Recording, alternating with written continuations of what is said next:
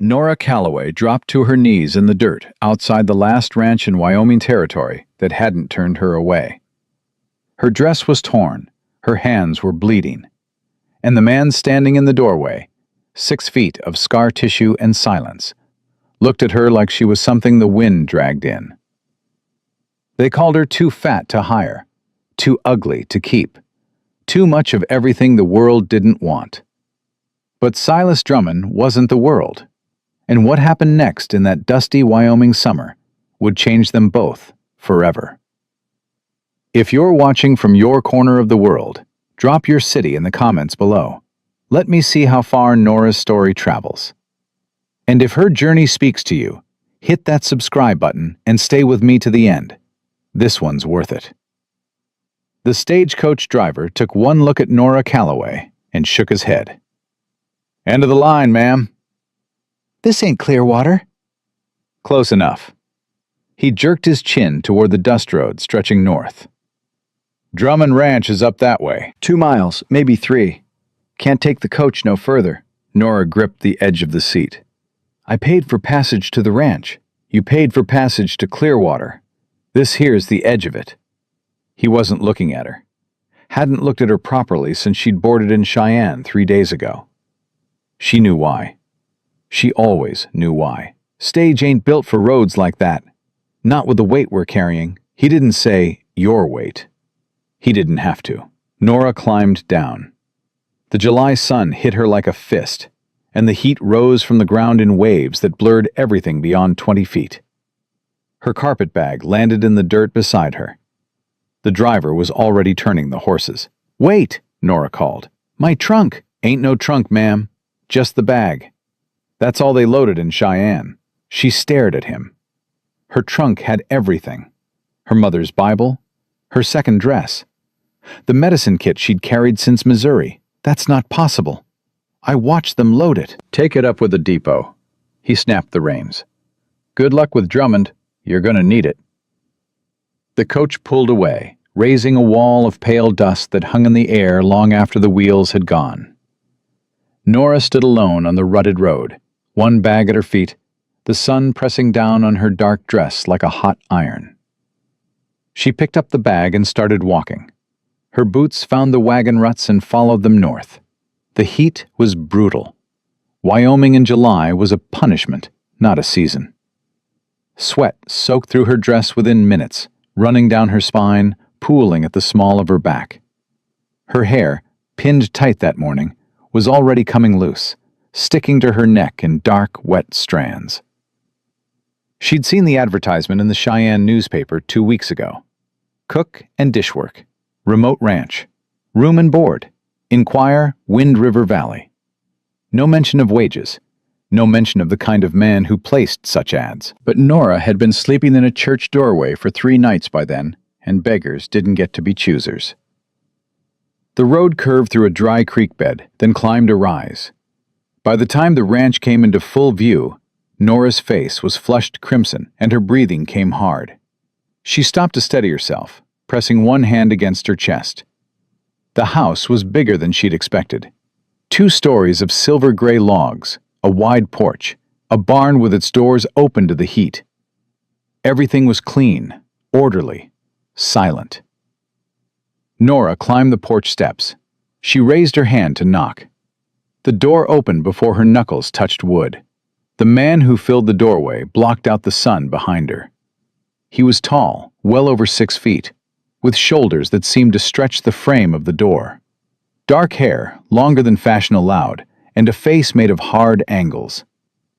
A scar ran from his left temple down past his jaw, white against sun-darkened skin. His eyes were the color of thunderclouds. He looked at her. Didn't speak.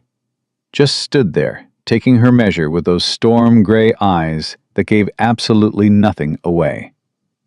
Nora lifted her chin. She'd faced worse than silence. "I'm Eleanor Calloway. I answered your advertisement for the cook and dishwork position." His gaze moved down, then back up. Slow, deliberate.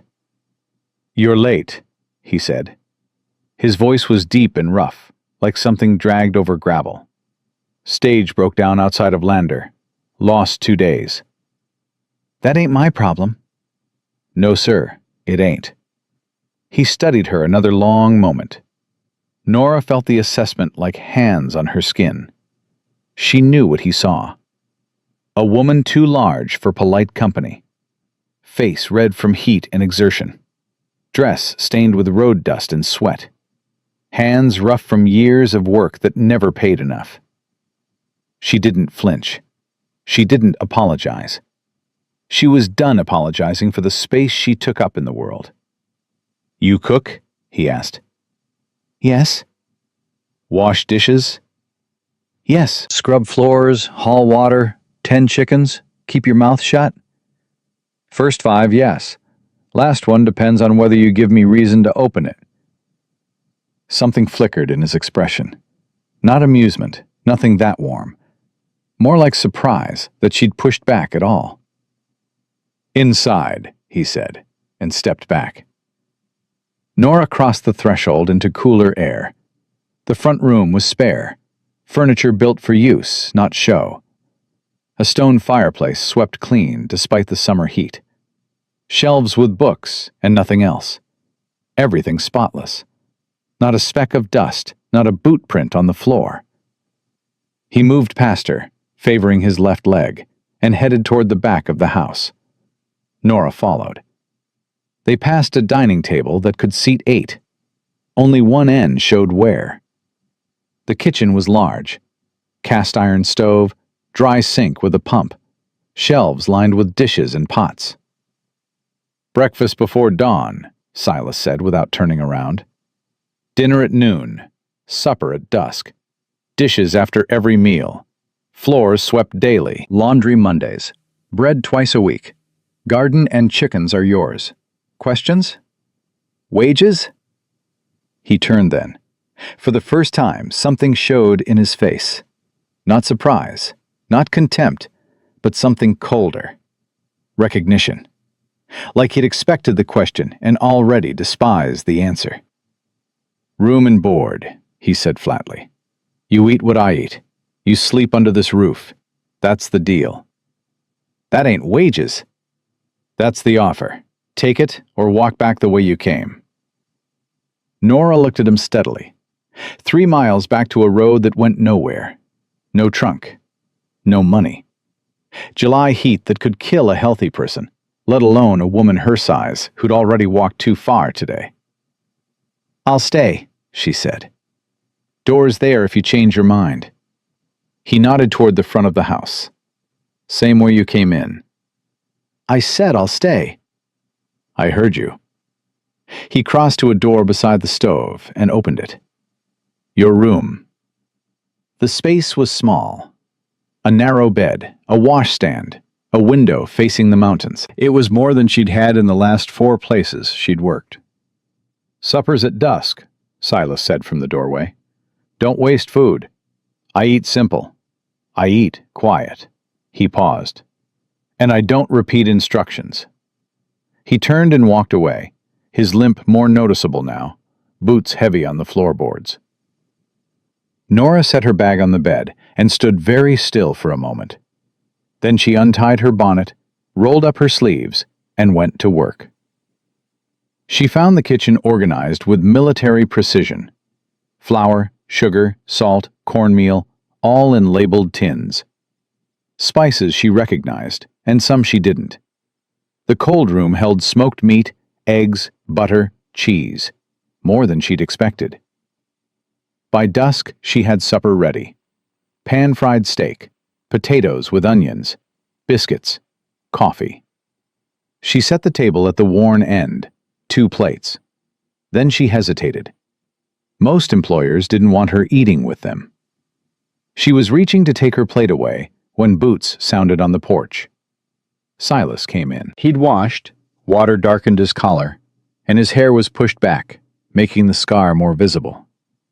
His eyes went to the table, to the 2 plates. I wasn't sure if you wanted... Sit. She sat. He served himself without ceremony. Big portions, efficient movements. He ate the way he did everything, methodical, controlled, wasting nothing. Nora filled her own plate with smaller amounts and ate in silence. The steak was good. She knew that. Her mother had taught her to cook in a hotel kitchen in Jefferson City, and 12 years of practice had sharpened the skill into something reliable. Simple food, but properly done. When Silas finished, he stood, carried his plate to the sink, and headed for the door. "Mr. Drummond," Nora said. He stopped but didn't turn around. "Thank you for taking me on." He stood there for 3 full heartbeats. Then he walked out without a word. Nora cleared the table, heated water, washed every dish until it shone. She swept the floor, wiped down the work table, banked the stove. Then she went to her room and sat on the narrow bed.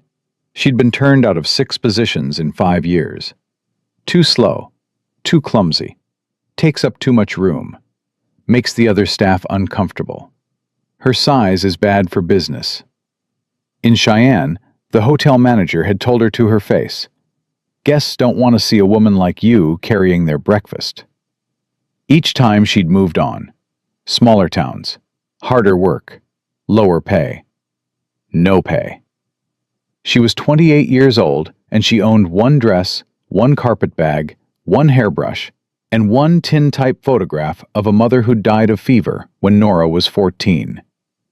She unpacked these things and set them in their places. Then she lay down and closed her eyes. Tomorrow would come early. 3 days passed in the same pattern.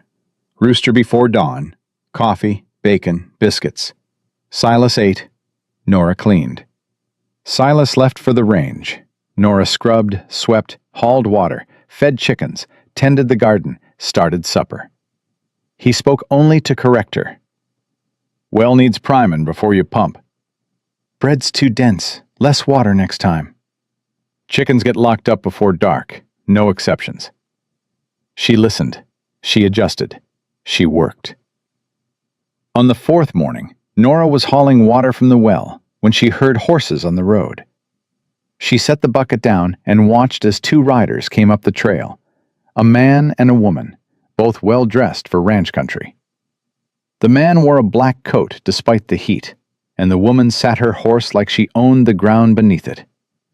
They rode straight into the yard without asking. The man dismounted first and looked around with a kind of eyes that priced everything they touched.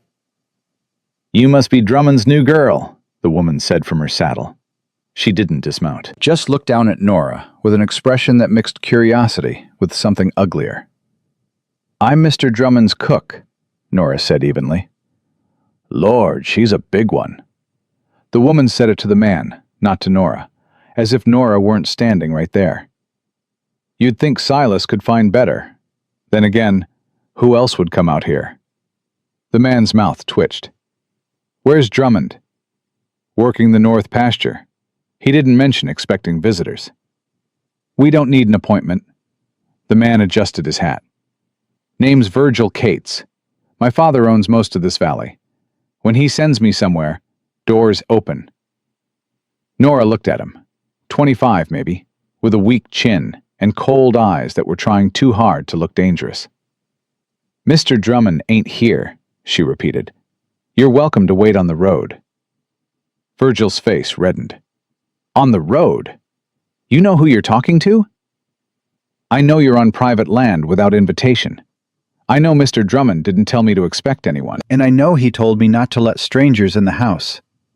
The woman laughed, short and sharp. "She's got a mouth on her. That's rich. A fat kitchen girl giving orders." Nora's hands were steady at her sides. She'd heard worse. She'd heard everything. "You can leave a message," Nora said. "I'll make sure he gets it." Virgil stepped closer.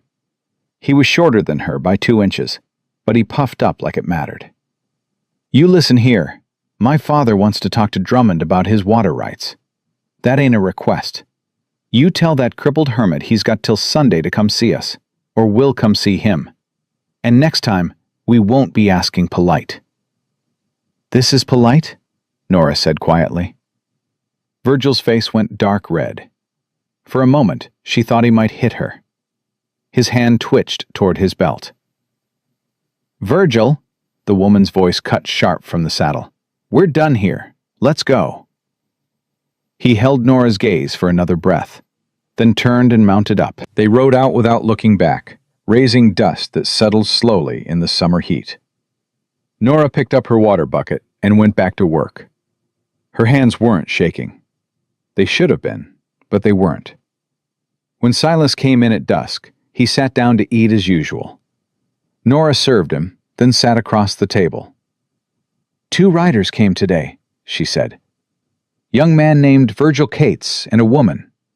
He said his father wants to talk to you about water rights. Said you have till Sunday." Silas's fork stopped halfway to his mouth. He set it down carefully. "What else did he say?" "Called you a crippled hermit. Called me a fat kitchen girl. Told me to pass along the message, or they'd come back less polite." "And what did you do?" "Told them to leave. They left." He studied her across the table. The lamplight caught the scar in his face, turning it sharp and white.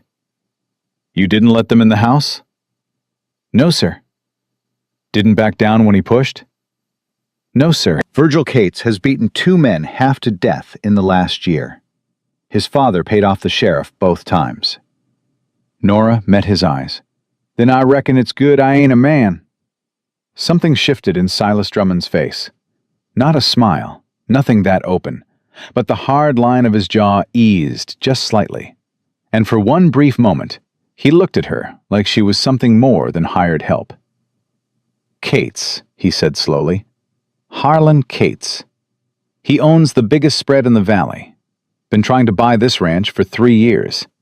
I won't sell. So he squeezes. Water rights, grazing disputes, sending his boy to intimidate." "Why won't you sell?" The question hung in the air. Silas looked down at his plate, and when he spoke, his voice was different, quieter, stripped of its usual edge. "My father built this house. 30 years ago, he hauled every log himself. My brother helped him raise the walls." He paused. "They're both buried on the ridge, east side, where the sun hits first." Nora waited. She could feel more coming, could feel the weight of it building behind his words like water behind a dam. "My wife's there too," Silas said, "and my son, Eli. He was 4. The kitchen was very quiet. The stove ticked softly as it cooled. "Diphtheria," he said. 3 years ago this September. Hannah went first. Eli held on for 2 more days." His hands were flat on the table, pressed hard against the wood. "I sat with him the whole time. Couldn't do a damn thing but watch." "I'm sorry," Nora said. "Everyone's sorry. Don't change nothing." "No," she agreed. "It doesn't. But it means somebody heard you. That ain't nothing." He looked up at her then, and what she saw in his eyes made her chest ache.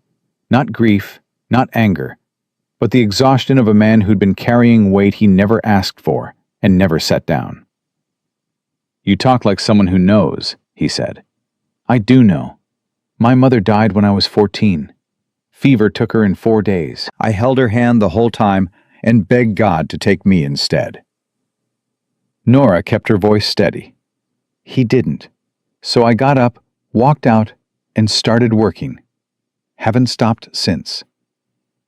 Silas studied her for a long moment. The silence between them was different now.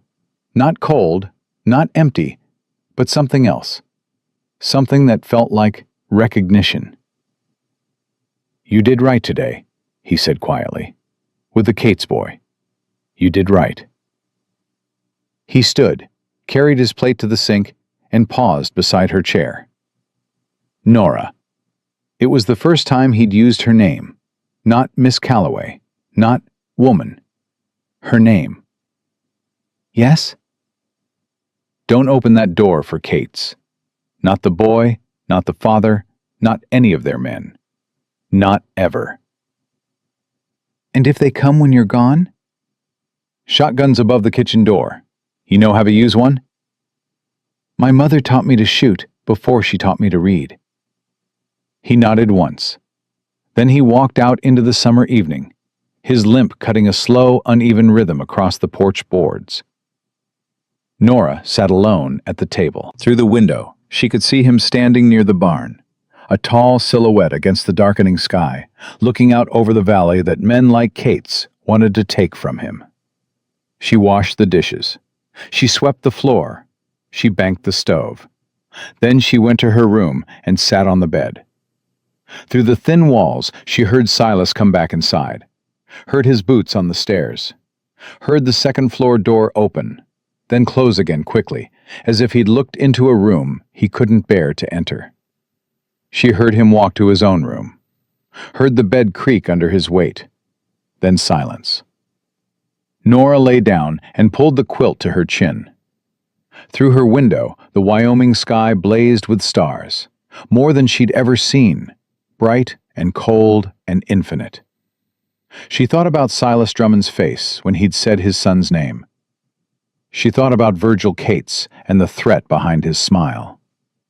She thought about a valley where powerful men took what they wanted and crushed what they couldn't use. And she thought about herself, a woman the world had decided wasn't worth keeping, lying in a dead woman's house, working for a man the whole territory feared, in a valley that was quietly turning into a war zone. She should leave. Any sane person would leave. But sanity was a luxury for people who had options, and Nora Calloway have exactly none. She closed her eyes. Tomorrow would come early, and when it did, she'd be ready. She was always ready. That was the only thing no one had ever been able to take from her. A week passed, then 2.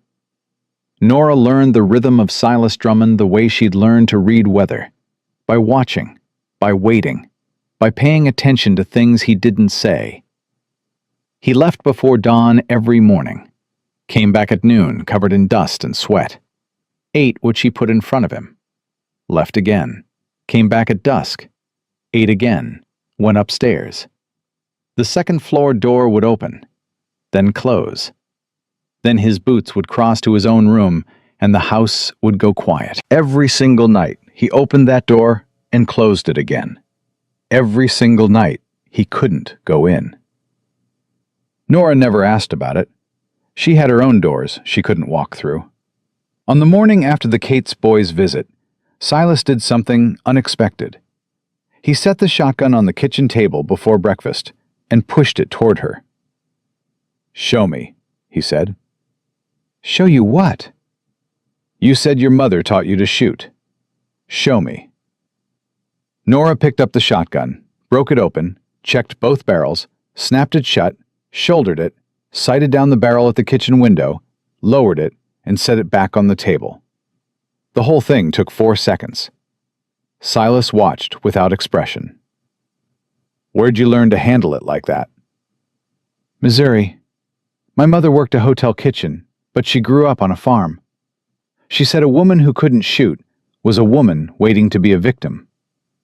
Nora met his eyes. "I don't wait well." He almost smiled. She saw it, just the corner of his mouth, just for a second, before it disappeared behind the wall he kept between himself and everything else. "Keep it loaded," he said. "Keep it close." "You expecting trouble?" "I'm always expecting trouble. Trouble's the only thing that never disappoints." He ate his breakfast and rode out. Nora cleaned the dishes and tried not to think about what kind of man lived his life expecting the worst and being right about it. That afternoon, she ran out of flour. She'd checked the stores twice, counted the tins, done the math. The kitchen was stocked for one person eating simple. With 2 mouths, even eating careful, supplies ran short faster. She needed to tell Silas they'd have to go to town. While looking for extra stores, she found the door in the kitchen floor. It was half hidden under a braided rug, a heavy wooden hatch with an iron ring. Nora pulled it open and looked down into darkness. Stone steps led into cool air that smelled of earth and time. She lit a lamp and went down. The root cellar was large, stretching under most of the house. Shelves lined the walls, some holding dusty jars of preserves, others empty. Barrels in one corner, a work table thick with dust. Then she saw the rest. A wooden rocking horse, small and perfect, tucked in the shadows against the far wall. A woman's summer bonnet hanging from a peg, its ribbon still bright yellow. A child's boot, just one, sitting on a shelf at eye level. And a Bible, open to a page that had been read so many times the words were nearly gone. Nora stood very still. She understood. This cellar wasn't storage. It was a tomb for things too painful to look at, but too precious to destroy. A place where love went when it had nowhere else to go. She thought about Silas opening that upstairs door every night and closing it again. She thought about a man living alone in a house built for a family, keeping every surface spotless, every tool in its place, maintaining perfect order because order was the only thing he could still control. She backed away from the rocking horse. She didn't touch the bonnet. She left the boot exactly where it sat. She cleaned the rest of the cellar, swept the floor, organized the barrels, wiped down the shelves that could hold this year's canning. Then she came back up into the kitchen and found Silas standing there. He looked at her face. His jaw went tight. "It's clean," Nora said quietly. "The shelves are ready for preserves. The jars down there are still good. I'll use them as needed." She didn't say what she'd seen. She didn't ask. She just stood there, letting the silence hold what words couldn't. "You didn't move anything," he said. It wasn't a question. "No, sir." "Why not?" "Because those things ain't mine to move. They belong where you put them." His hands gripped the back of a kitchen chair so hard his knuckles went white. He stared at the wall above her head, his breathing carefully controlled, the way a man breathes when he's holding himself together by force of will alone. His name was Eli, Silas said. The boot was his. He'd only wear the one. Used to drive Hannah crazy, chasing him around trying to get the other one on his foot. Nora's throat ached. "He sounds like he was a handful." "He was." Silas's voice cracked on the word. "Just barely. Just enough. Best kind of handful there is." He walked out the back door. Nora watched him through the window, heading toward the barn with that uneven gait, moving fast like he was trying to outrun something that lived inside his own chest. She went back to work. That night at supper, Silas spoke more than he had in 2 weeks combined. "We need supplies," he said. "Town's a 3-hour ride. We'll go tomorrow." "Both of us?" "I ain't leaving you here alone. Not after the Cates boy." "I can handle myself." "I know you can. That ain't the point." He cut a piece of steak, chewed, swallowed. "Cates wants me to leave you alone, so he's got an excuse to come back. I won't give him one." They rode out at first light. Silas put her on a gentle mare, already saddled, stirrups adjusted for her height. He'd done it before she woke, hadn't mentioned it, hadn't made a fuss. Nora noticed. She noticed everything about Silas Drummond, especially the things he tried to hide. The town of Clearwater was barely a town. A general store, a saloon, a livery, a handful of houses squatting in the dust where 3 trails crossed. Maybe 60 people, and most of them turned to stare when Silas rode in with Nora beside him. She felt their eyes. She always felt their eyes. The way they moved over her body, measuring, judging, finding her wanting. 2 women outside the saloon whispered behind their hands. A man loading a wagon stopped to gawk. Silas either didn't notice or didn't care. He tied the horses outside the general store, held the door, and walked in like the staring didn't exist. The store was dim and cluttered. Behind the counter stood a thin man with spectacles who looked up with a careful expression of someone who survived by not choosing sides. "Drummond, been a while." "Need supplies, full list." Silas set a paper on the counter. "Flour, sugar, coffee, salt, lamp oil, ammunition. Enough for 2. The spectacled man's eyes slid to Nora. "This your new help?" "She is." "Heard about her." The man began pulling items from shelves. Whole town's heard about her. I'll bet they have, Nora said evenly. Hope I lived up to the gossip. A sound came from the back of the store. A laugh, short and genuine. A woman emerged from behind a stack of fabric bolts. She was 60 or so, white-haired, with a face like a friendly hawk and eyes that missed nothing. Ruth Adler, the woman said, extending her hand directly to Nora. I own the dress shop next door. You must be the girl who told Virgil Cates to get off Drummond's land. Nora shook her hand. Word travels fast. Honey, in this valley, word's the only thing that does. Ruth looked at her with open warmth. You eat lunch yet? My shop's got shade and cold tea and nobody who'll stare at you like you're a circus act. We've got supplies to load, Silas said. Then load them. I'm borrowing your cook for an hour. Ruth took Nora's arm with the casual authority of a woman who'd spent decades not taking no for an answer. You can survive 60 minutes without her, Drummond. You survived 3 years. Silas looked at Nora. She could see him calculating, leaving her alone in town, people watching, the Cates family. But Ruth Adler was already steering her toward the door. 1 hour, Silas said. You'll get her back in one piece. More than I can say for most things in this valley. Ruth's shop was small and warm, smelling of fabric and lavender. She poured cold tea without asking, and sat across from Nora like they'd known each other for years. How bad is it out there? Ruth asked directly. At the ranch? With Silas, how bad? Nora considered the question. He's surviving. I don't think he's living. Ruth nodded slowly. He used to come to town every week. Hannah would shop, Eli would terrorize my fabric displays, Silas would sit on the porch and talk to anyone who walked by. He was different then. Lighter. She paused. After they died, he just stopped. Stopped coming, stopped talking, stopped everything.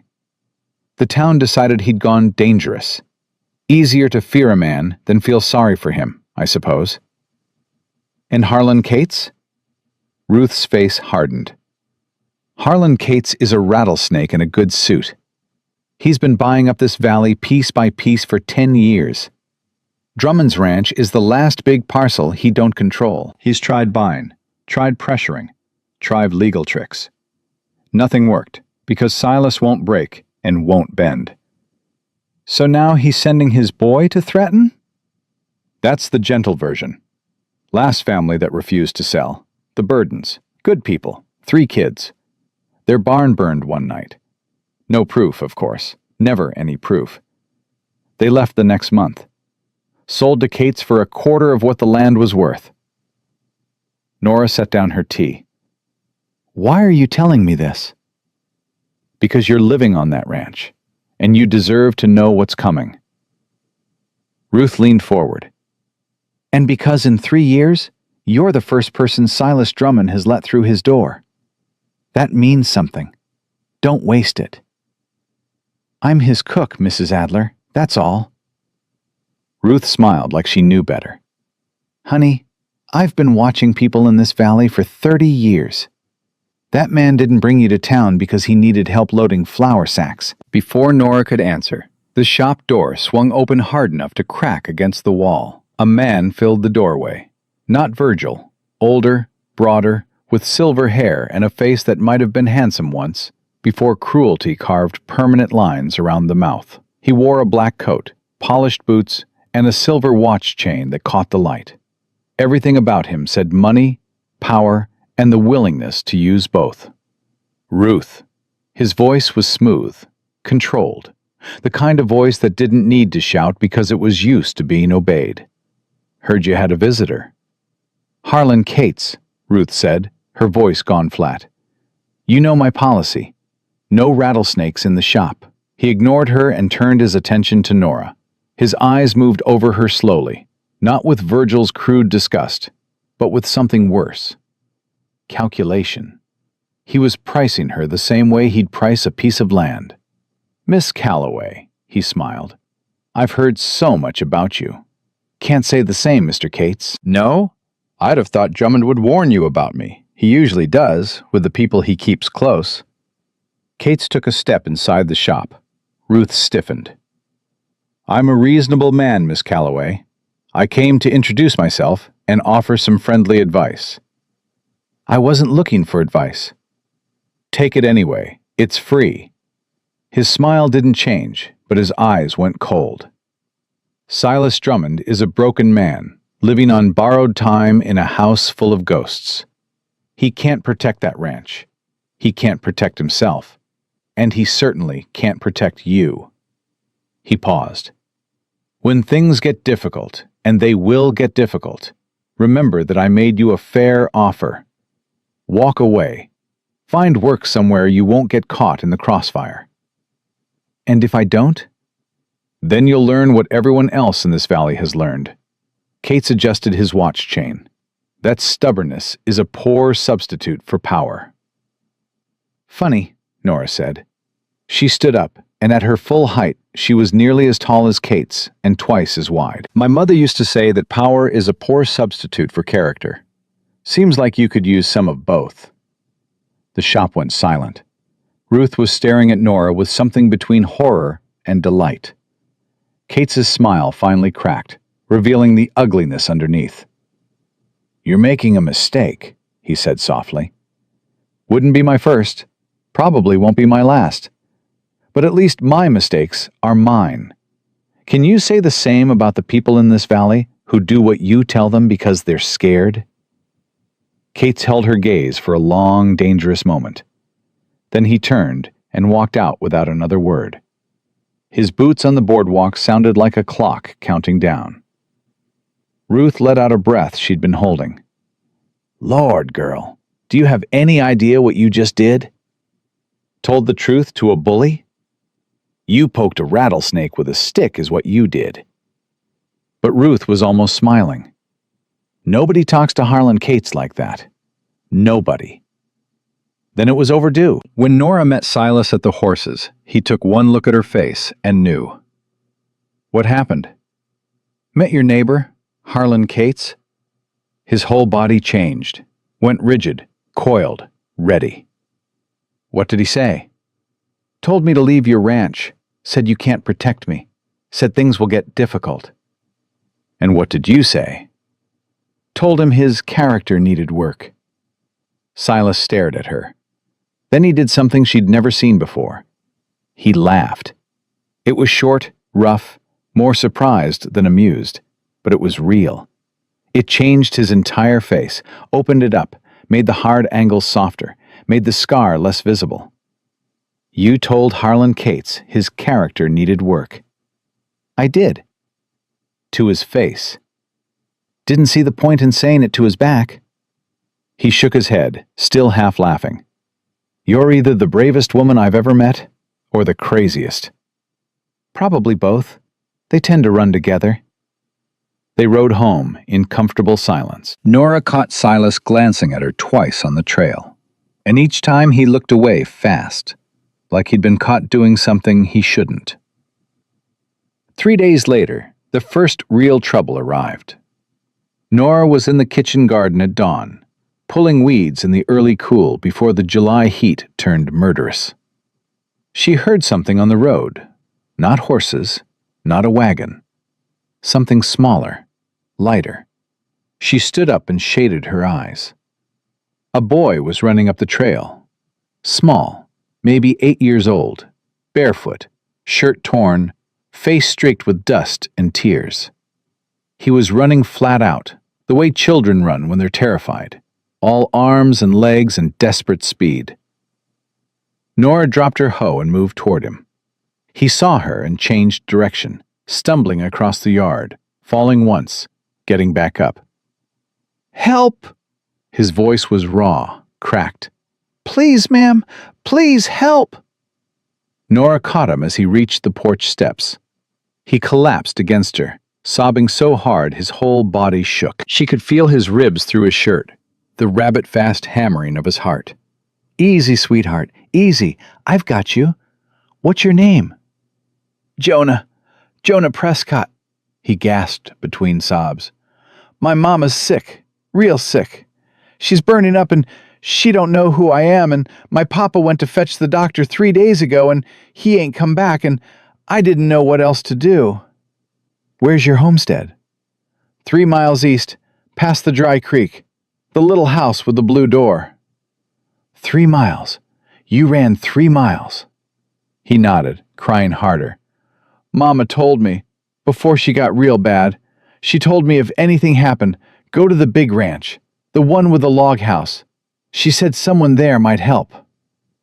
Nora pulled him close and held him until the shaking eased. Over his head, she heard boots on the porch.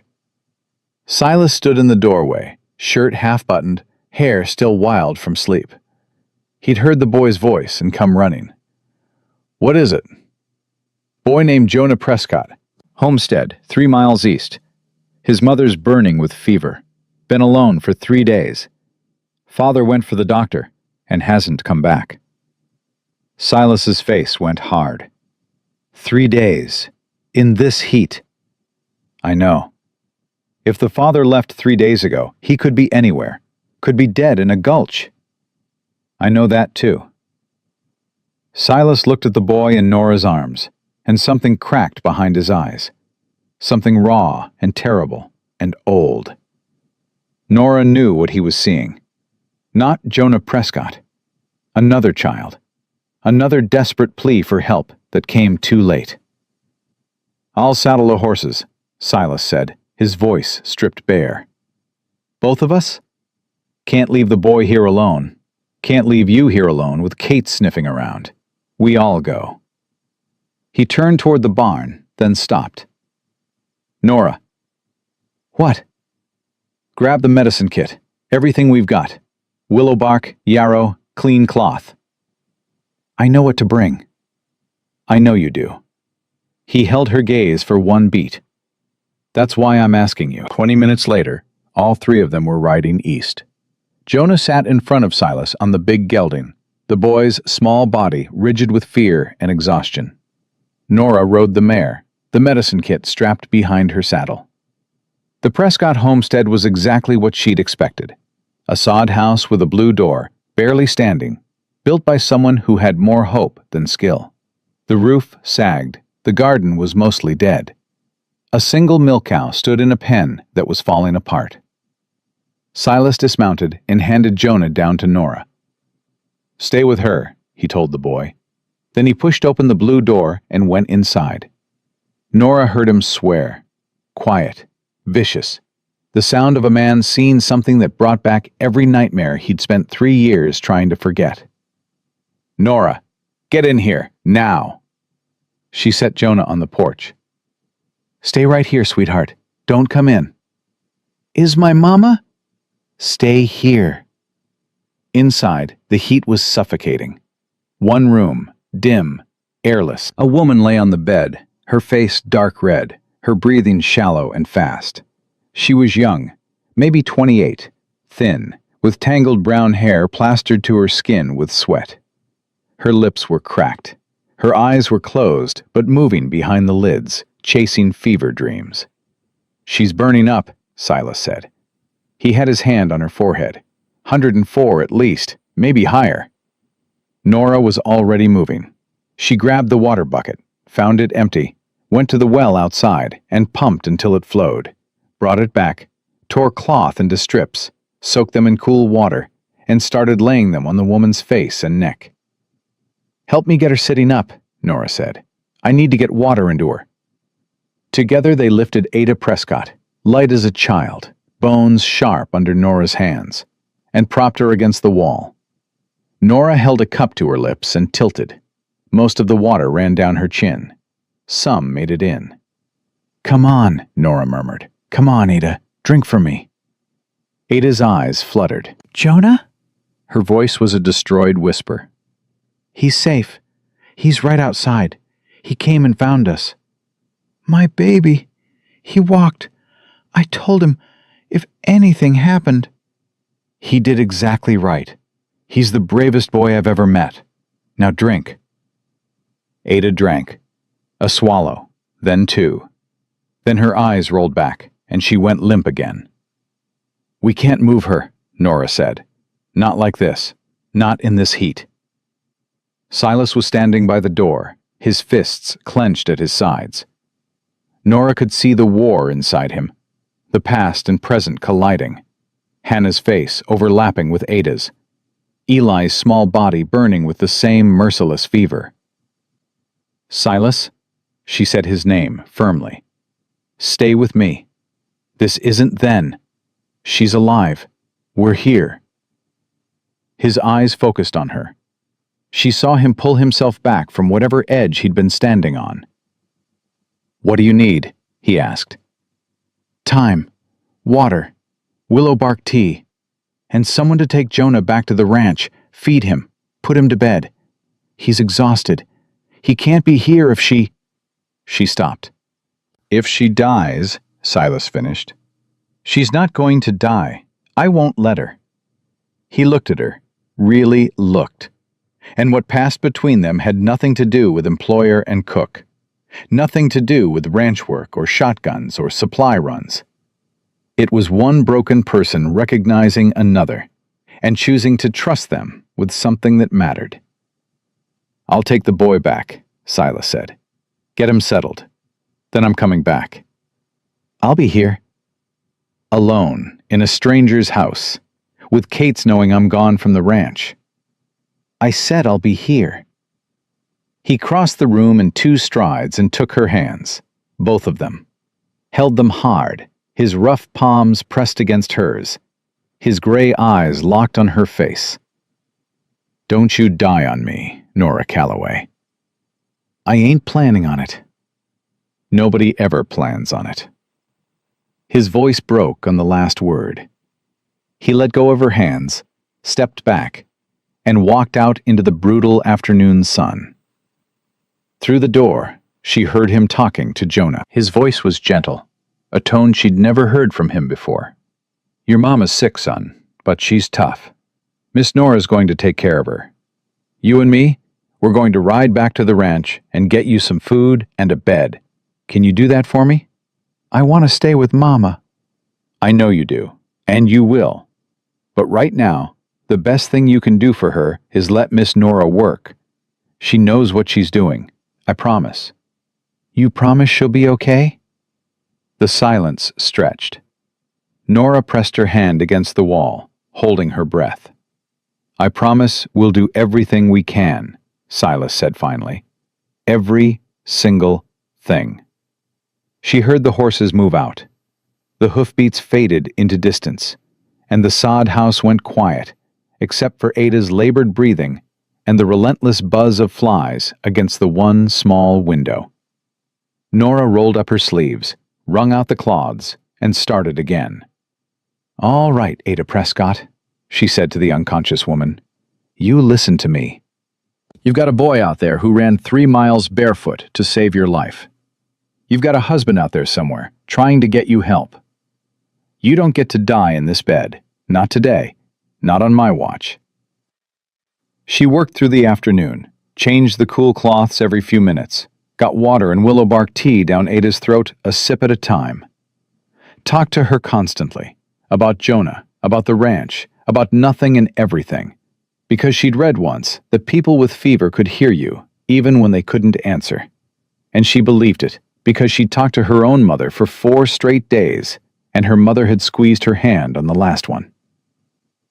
The sun slid lower, the heat barely eased. Flies buzzed and the cow lowed in its pen, and somewhere in the distance, a coyote started its evening song. Ada Prescott's fever held at its terrible peak, refusing to break. And Nora Calloway, alone in a dying woman's house, with nothing but willow bark and stubbornness, did what she'd always done. She refused to quit. The fever broke at midnight. Nora felt it happen, the shift from furnace heat to clammy cool under her palm. Ada Prescott's breathing eased from shallow gasps to something deeper, steadier. Her cracked lips moved without sound, and then her eyes opened. Actually opened. Actually seeing. "Where's Jonah?"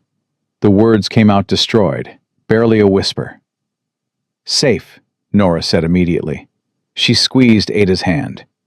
"He's at the Drummond Ranch. Warm, fed, sleeping. He's fine. Thomas? We don't know yet. But right now, you need to drink.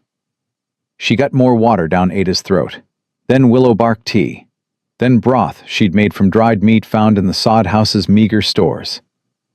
Ada drank it all with the desperate thirst of someone whose body had been at war with itself for days. You stayed, Ada whispered. You stayed alone with me. Wasn't going anywhere. You don't even know me. Didn't need to. Nora wrung out a fresh cloth and laid it on Ada's forehead. Your boy ran 3 miles barefoot to find help. That told me everything I needed to know about what kind of mother you are. Ada's face crumbled. Tears tracked down her flushed cheeks. I thought I was going to die. I thought Jonah would come back and find me dead, and be alone. You're not dead. You're not going to be dead.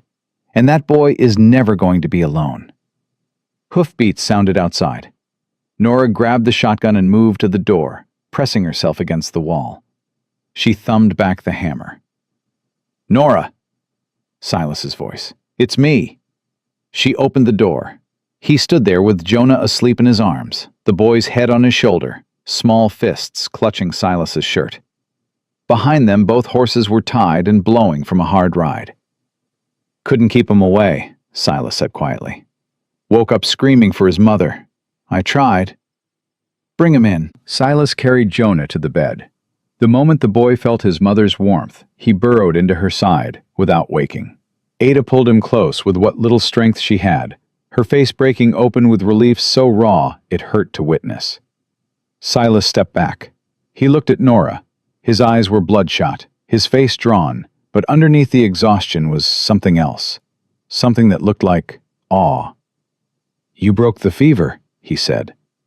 Willow bark and stubbornness. She was dying, Nora. She's not dying now. He stood there for a long moment, looking at her like he was seeing her for the first time. Then he nodded once and walked back outside to tend the horses. They took shifts through the night. Silas dozed in a chair while Nora watched Ada. Then they switched. Neither slept well. The sod house was too small, too close, too full of the smell of sickness and fear. At dawn, Ada was strong enough to sit up and talk. We came from Illinois, she told Nora, while Silas took Jonah outside to check the livestock. Thomas had a dream about going west. Free land, fresh start, all those things men say when they want to believe the world owes them something. How long have you been here? 5 months. Thomas filed a homestead claim, built this house. Ada looked at the sagging walls. He's a good man, strong back, kind heart. But he don't know ranching, don't know this land, don't know what he walked us into. What did he walk you into? Ada's eyes went sharp. Harlan Cates came visiting our second week here. Real friendly, all smiles. Said he wanted to welcome us to the valley. Brought supplies, flour, sugar, seed, tools. Said it was a gift. But it wasn't. 3 weeks later, his man showed up with a bill. $300 for everything he'd brought. Said it was a loan, not a gift, and the interest was already running. Ada's voice hardened. We didn't have $300. We didn't have 30. Thomas tried to work it off, but Cates kept adding charges. Fee for water access, fee for grazing rights, fee for using the road that crosses his land. By the time Thomas figured out what was happening, we owed $500, and Cates owned us. Nora felt cold move through her, despite the July heat. He does this to every new family? Every single one. The ones who can't pay sell their land to him for nothing. The ones who try to fight. Ada trailed off. The Burdens, 2 valleys over. Their barn burned in the night. Nobody proved anything. Ruth Adler told me about the Burdens. Ruth's the only honest person in that town. Everyone else is too scared to breathe without Cates's permission. And Thomas went for the doctor 3 days ago. 4 now. Ada's voice trembled.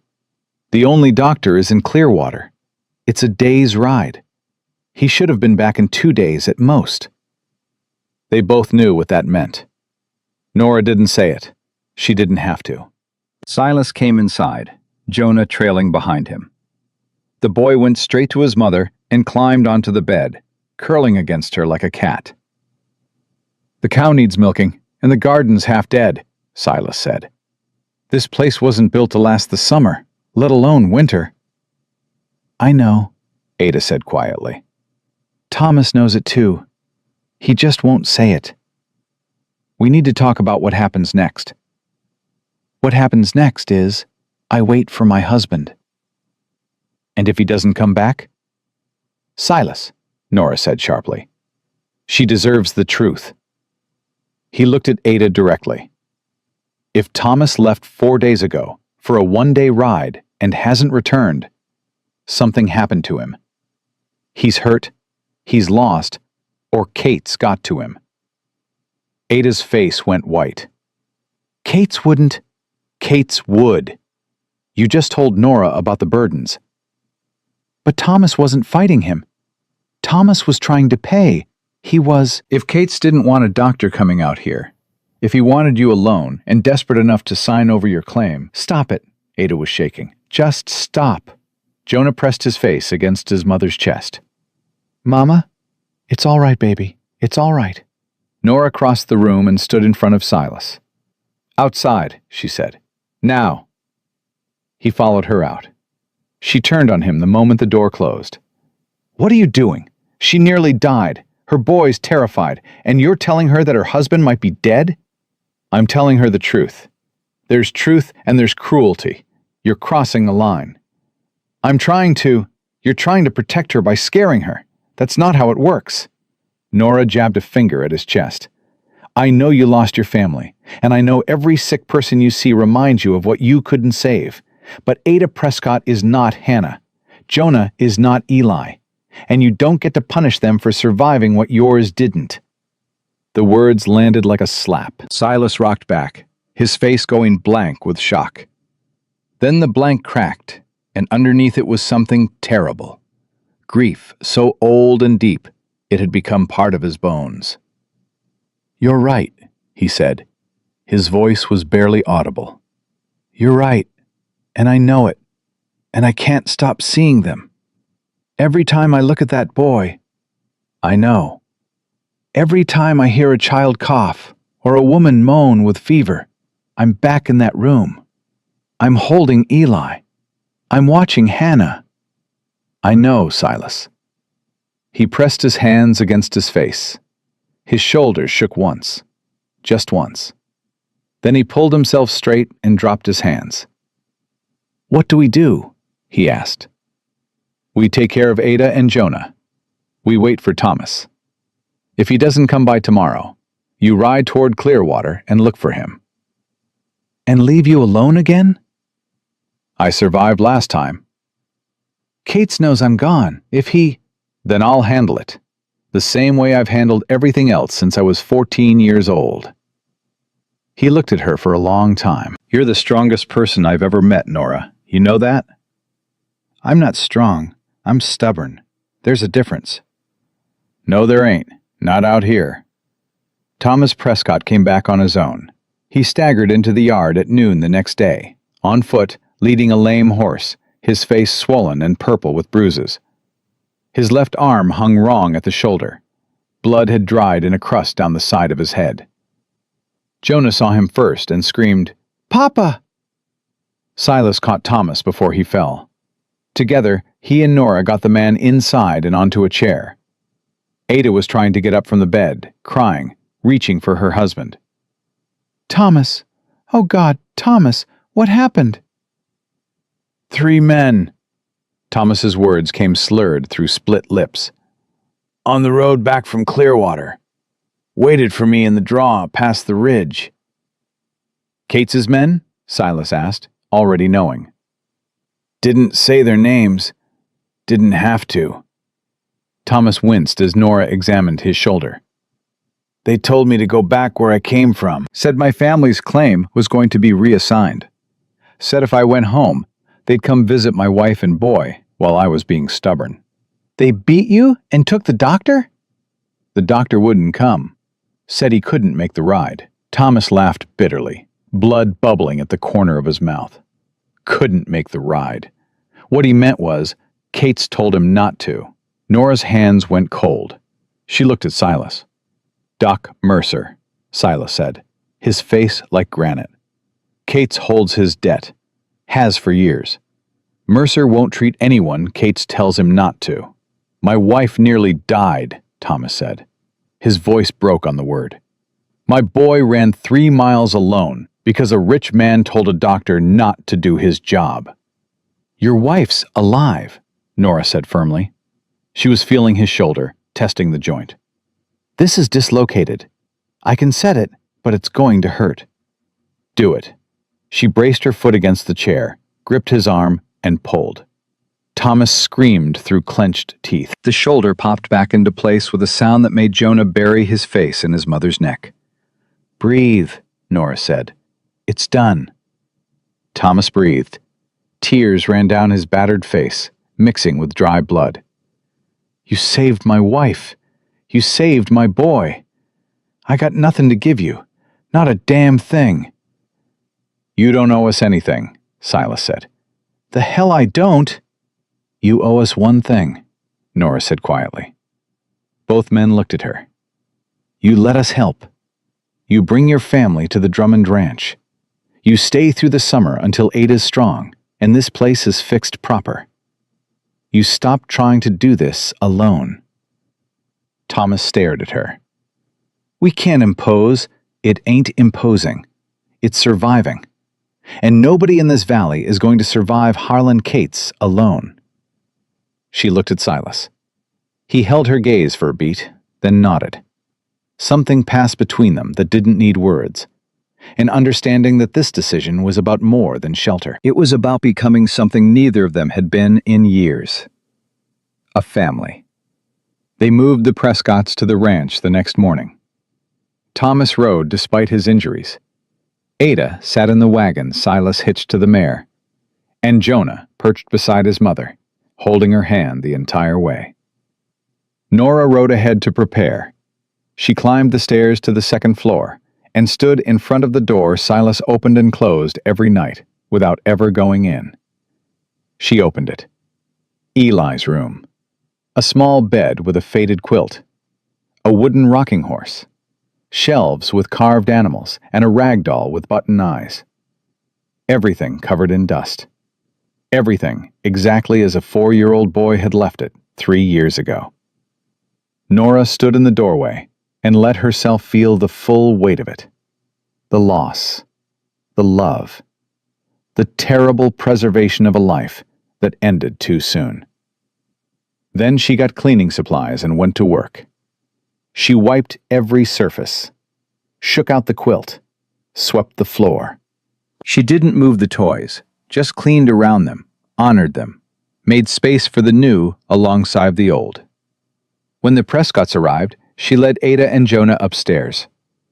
The boy's eyes went wide when he saw the room, the bed, the rocking horse, the carved animals. "This is mine?" he whispered. "For as long as you need it," Nora said. Jonah reached out and touched the rocking horse with one careful finger, like it might break. Then he climbed onto it and rocked, and the old wood creaked, and the sound filled the house like music. Downstairs, Nora found Silas standing at the foot of the stairs, his hand on the banister, his head bowed. He'd heard the rocking horse. She could see it in the rigid line of his shoulders, the white-knuckled grip on the wood. "Are you all right?" she asked softly. "No." His voice was rough. "But that's the first time someone's used that horse in 3 years. And it sounds..." He stopped, swallowed hard. "It sounds like it's supposed to." Nora took his hand. He gripped hers so tight it hurt, and she didn't pull away. "You didn't move his things," Silas said. "No." "You just made room." "There's always room, Silas, for the old and the new. You don't have to choose." He brought her hand to his lips and pressed his mouth against her knuckles. Just that, just for a second. Then he let go and walked outside. And Nora stood at the bottom of the stairs, with her heart hammering and her skin burning where his lips had touched. The first 2 weeks with the Prescotts changed everything. The house that had been silent for 3 years filled with noise. Jonah's laughter, Ada's singing, Thomas's terrible jokes. The clatter of 6 people eating at a table built for 8. Silas was awkward with it at first. Too much sound after too much silence. Too many people in spaces he'd kept empty. But Nora watched him thaw, degree by degree, like ground warming after a long frost. He taught Jonah to ride, stood behind the boy on the gentle mare, one hand steadying the child, the other on the reins, and something in his face opened up that Nora had never seen before. "You're a natural, son," Silas told him. "Really?" "Really. Better than I was at your age, and I started younger than you." Jonah beamed, and Silas, hard, scarred, broken Silas Drummond, beamed right back. At night, around the table, they talked. Not just information, real talk. Thomas told stories about Illinois. Ada recited poetry from memory. Jonah asked 100 questions. And slowly, carefully, like a man testing ice on a frozen river, Silas began to tell stories too. About his father building the house, about his brother breaking horses, about Hannah's laugh and Eli's first words, and the way the valley looked the day he brought his wife home. He told these stories to all of them, but his eyes kept finding Nora. She felt it every time. A warmth that started in her chest and spread outward, dangerous and sweet and completely terrifying. "You're falling in love with him," Ada said one afternoon while they were canning in the kitchen. She said it the way she said everything, direct, no varnish. "I'm not. Honey, I've got eyes, and so does he. He's my employer.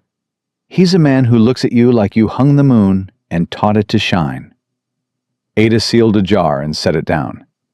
"And you look at him like he's the first safe place you've ever found." That's a dangerous thing to feel. All the good things are. Nora didn't answer. She sealed her own jar and tried not to think about Silas's lips on her knuckles, about the way his voice changed when he said her name, about the fact that she hadn't felt safe in 15 years, and now she did.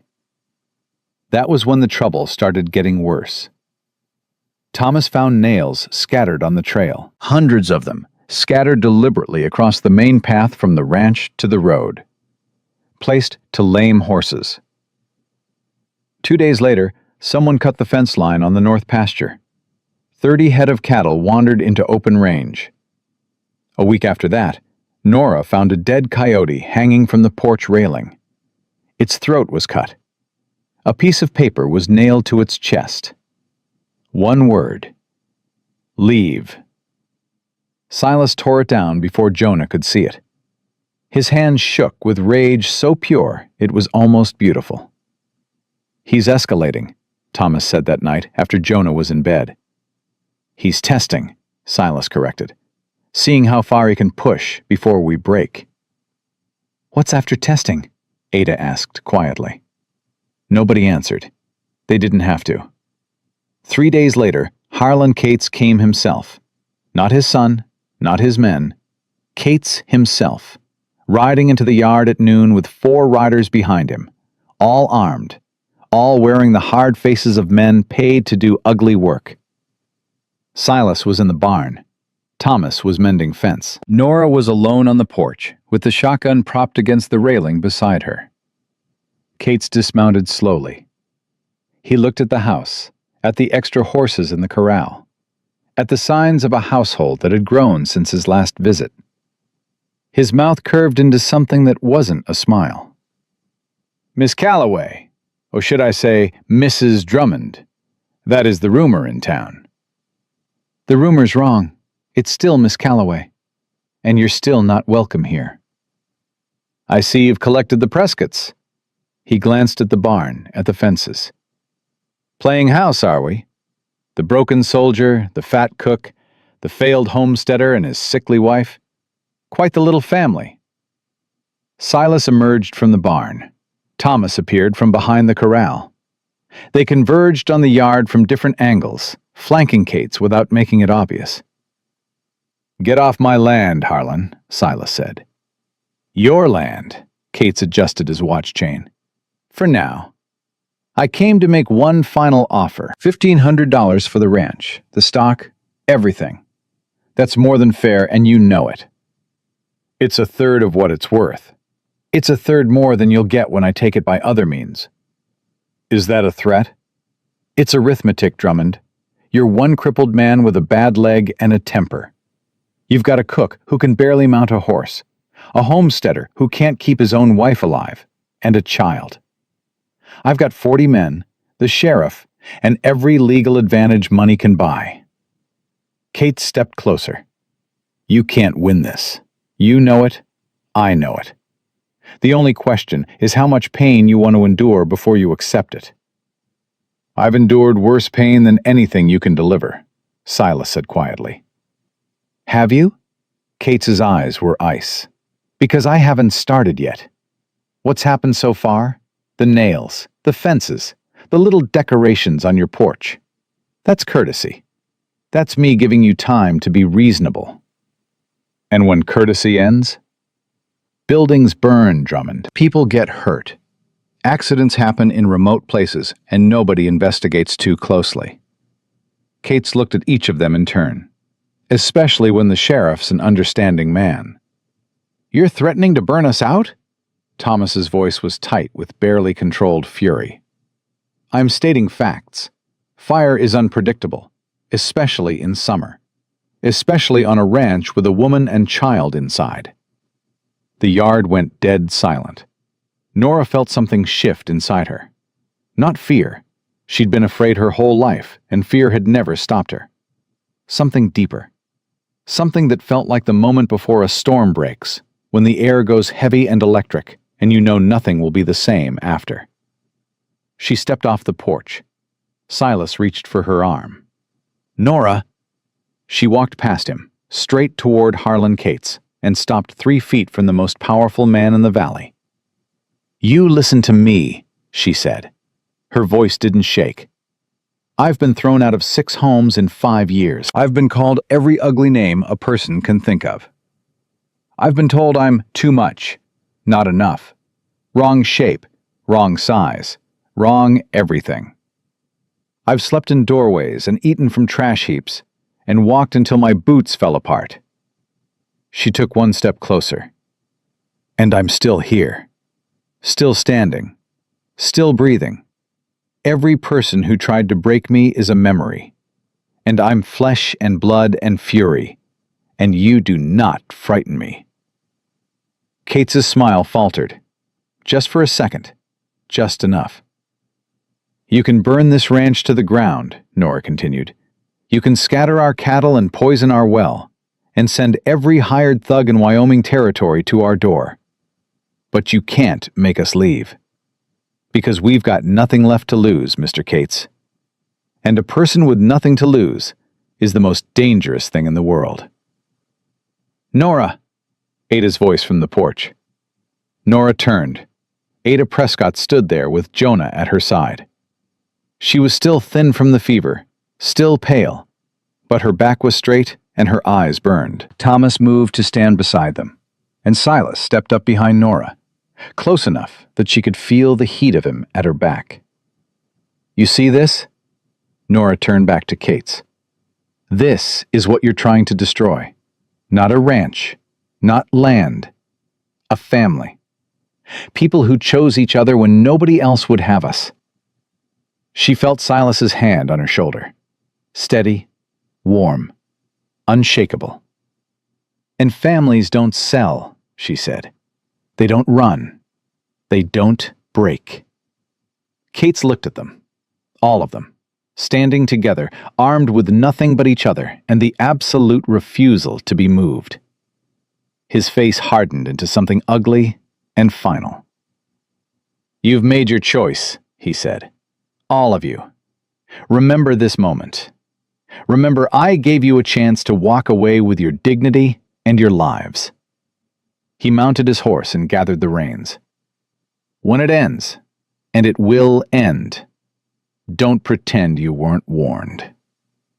He rode out with his men behind him, and the dust they raised hung in the air like a promise of what was coming. Nobody moved for a long time after the hoofbeats faded. Then Jonah's small voice broke the silence. "Mama, are we going to be okay?" Ada pulled her son close. She looked at Nora. Nora looked at Silas. Silas looked at Thomas. 4 adults and 1 child, standing in a yard full of dust and silence, with a threat hanging over them that none of them could outrun, outfight, or outspend. Silas spoke first. "Inside, all of us. We need to talk." They gathered at the big table. Silas stood while the others sat, his scarred face hard with concentration. "He'll come back," Silas said, "probably within the week. And when he does, it won't be 5 men. It'll be 20. Maybe more." "Can we go to the law?" Thomas asked. "The law is Kate's. Sheriff's on his payroll. Has been for years." "Territorial government?" "Helena's a 5-day ride. By the time we got there and back, the ranch would be ashes." "So what do we do?" Ada asked. Silas looked at Nora. She saw the question in his eyes, not about strategy, not about defense, about something deeper. "We do what we've always done," Nora said. "We stand. We don't bend. We don't break. And we make sure that when Harlan Cates comes for this ranch, the cost of taking it is more than he's willing to pay." "How?" "I don't know yet." Nora put her hands flat on the table. "But I didn't walk 3 miles in the dark to save a stranger's wife just to watch a bully burn us out. And Silas didn't open his home to a family of strangers just to lose everything again." She looked at Silas. He looked at her. And in the space between them, something locked into place that was stronger than fear, stronger than doubt, stronger than any threat a rich man in a black coat could deliver. "Together," Silas said. "Together," Nora echoed. Jonah reached across the table and put his small hand on top of theirs. "Together," the boy said firmly. And the house held them all. This strange, broken, beautiful family that nobody would have chosen and everyone needed. While outside, the Wyoming sun burned down on a valley that was about to catch fire. 3 days after Kate's rode out, Ruth Adler showed up at the ranch with a wagon full of supplies and a face that said trouble had already started. Nora met her on the porch. "Ruth, what happened?" "Get Silas, get everyone." Ruth climbed down stiffly, her hands gripping the wagon seat. "We need to talk, and we don't have much time." They gathered in the kitchen. Ruth sat at the table and accepted coffee with hands that wouldn't stop trembling. "He's moving faster than I thought," Ruth said. "Kate's filed papers with the Territorial Land Office yesterday. Claims Drummond's water rights encroach on his property. Claims the Prescott homestead was abandoned and the claim is forfeit. He's got a judge coming from Cheyenne next week to rule on both cases." "A judge he bought," Silas said flatly. "A judge he's paying, yes, but that's not the worst of it." Ruth looked at each of them. "He's also filed a morality complaint. Says an unmarried woman is living in sin with a man on this ranch. Says a child is being exposed to immoral conditions. He's asking the court to remove Jonah from your custody." Ada went white. Her hand found Jonah's head and pulled him against her. "He can't do that. He can't take my son." "He can if the judge rules this household unfit." Ruth's voice was grim. "And he will. Kate's owns the judge the same way he owns the sheriff." Thomas slammed his fist on the table. "This is America, not his personal kingdom. There are laws. Laws don't mean a damn thing when the man enforcing them is on the payroll," Silas said. "Kate's doesn't fight with fists. He fights with paper and money and the people he's bought." "So what do we do?" Nora asked. Ruth reached into her coat and pulled out a folded letter. "I wrote to someone, a man I knew 30 years ago, before I came west. He's a federal marshal now, working out of Denver. Investigates corruption in the territories. She set the letter on the table. I sent it 3 weeks ago. Haven't heard back. 3 weeks, Thomas said. The judge comes next week. I know the timing's bad. Bad? It's impossible. We need help now, not Thomas. Nora's voice cut through his panic. Getting angry at Ruth doesn't fix anything. She's the only person in this valley willing to stick her neck out for us. Thomas closed his mouth. His jaw worked, and then he nodded. You're right. I'm sorry, Ruth. Don't be sorry. Be ready. Ruth stood up. I brought supplies because you won't be able to come to town anymore. Kate's told every merchant that anyone who sells to Drummond will lose their lease. He's cutting you off. He's starving us out, Ada whispered. He's trying. That's different. Ruth looked at Nora. I brought enough to last a month. Flour, sugar, salt, coffee, medicine, ammunition. It's everything I had in my back store. If he finds out, I lose my shop. Ruth, you can't. I already did. Now stop arguing and help me unload before someone sees the wagon. They unloaded in silence, working fast, carrying sacks and crates into the kitchen.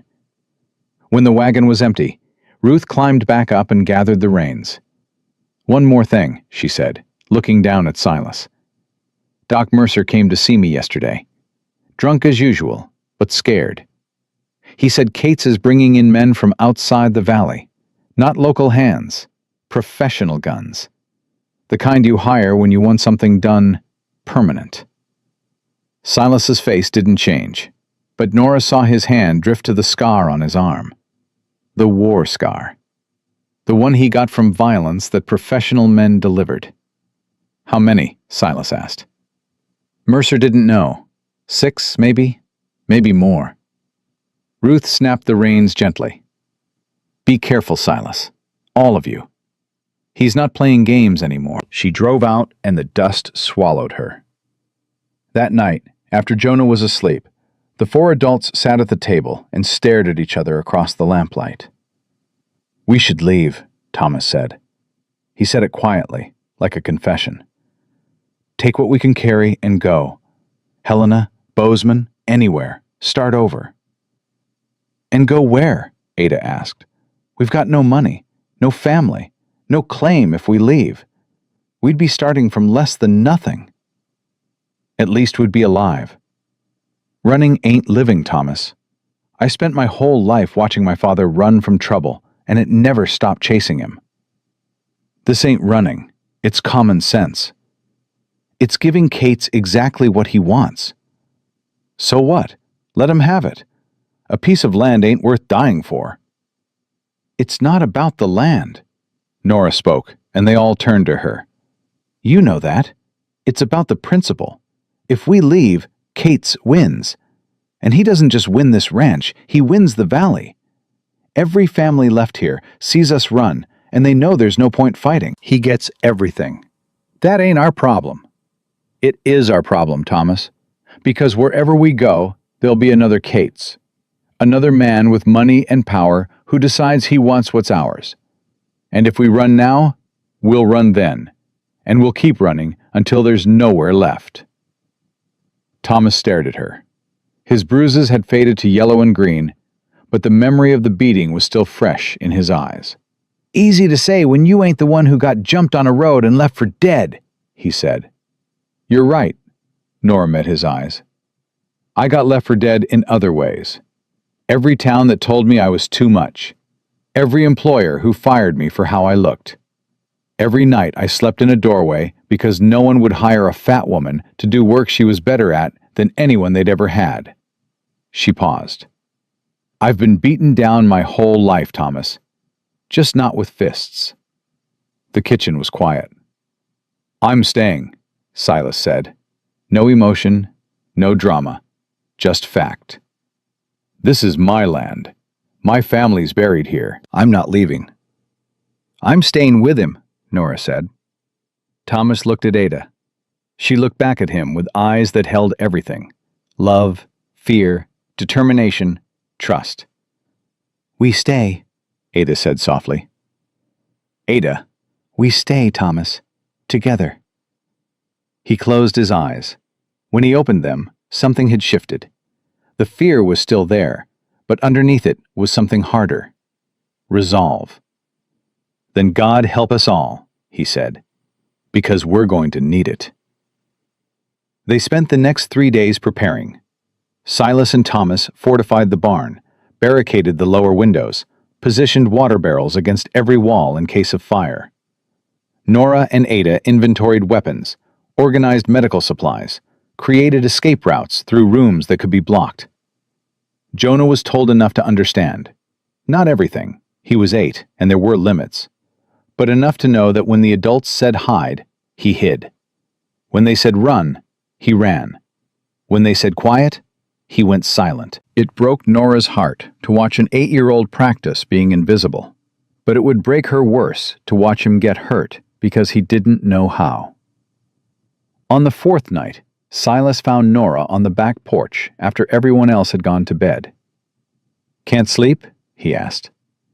"Haven't tried." He leaned against the railing beside her, close enough that their arms almost touched. "What are you thinking?" "About my mother. About the last thing she said to me before the fever took her mind." "What did she say?" "She said, 'Nora, you're going to take up a lot of space in this world. Don't you dare apologize for it.'" Silas was quiet for a moment. "Smart woman." "She was. Didn't save her, but she was." Nora turned to face him. "What about you? What are you thinking?" "About how quiet this house was before you came. How I'd sit at that table every night, eating food I could barely taste, staring at empty chairs, listening to nothing." He paused. "And now there's a boy riding my horses, and a woman singing in my kitchen, and a family sleeping under my roof. And I'm terrified. Of Kate's? Of losing this," his voice dropped. "Of losing you." "Silas, let me finish. I've been carrying something and I need to say it before everything goes sideways." He turned to face her fully. "I love you, Nora. I don't know when it started. Maybe the day you told Virgil Cates to get off my land. Maybe the night you stayed with Ada while I took Jonah home. Maybe the moment you walked through my door with your carpet bag and your chin up and your refusal to apologize for existing." He reached out and took her hand. "I love you, and I don't care that the world says I shouldn't. I don't care about your size or your past or any of the things people use to measure worth. I care that you're the first person in 3 years who made this house feel like a home. I care that you see me, not the scar, not the limp, not the grief, but me." Nora's eyes burned. "You damn fool." "Probably. You wait until a man with 40 guns is about to ride down on us to tell me this?" "Seemed like now or never." She grabbed his face with both hands. "I love you too. I've loved you since the cellar.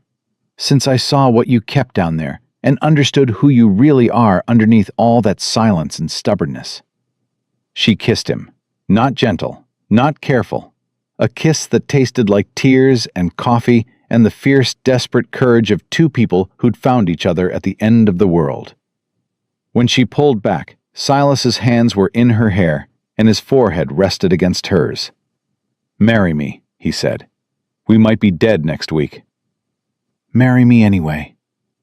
"Yes, you impossible, beautiful, stubborn man. Yes." He kissed her again, and for one moment, the fear and the threat and the coming violence all fell away, and there was nothing but this. 2 broken people, holding each other together. Then Nora pulled back and squared her shoulders.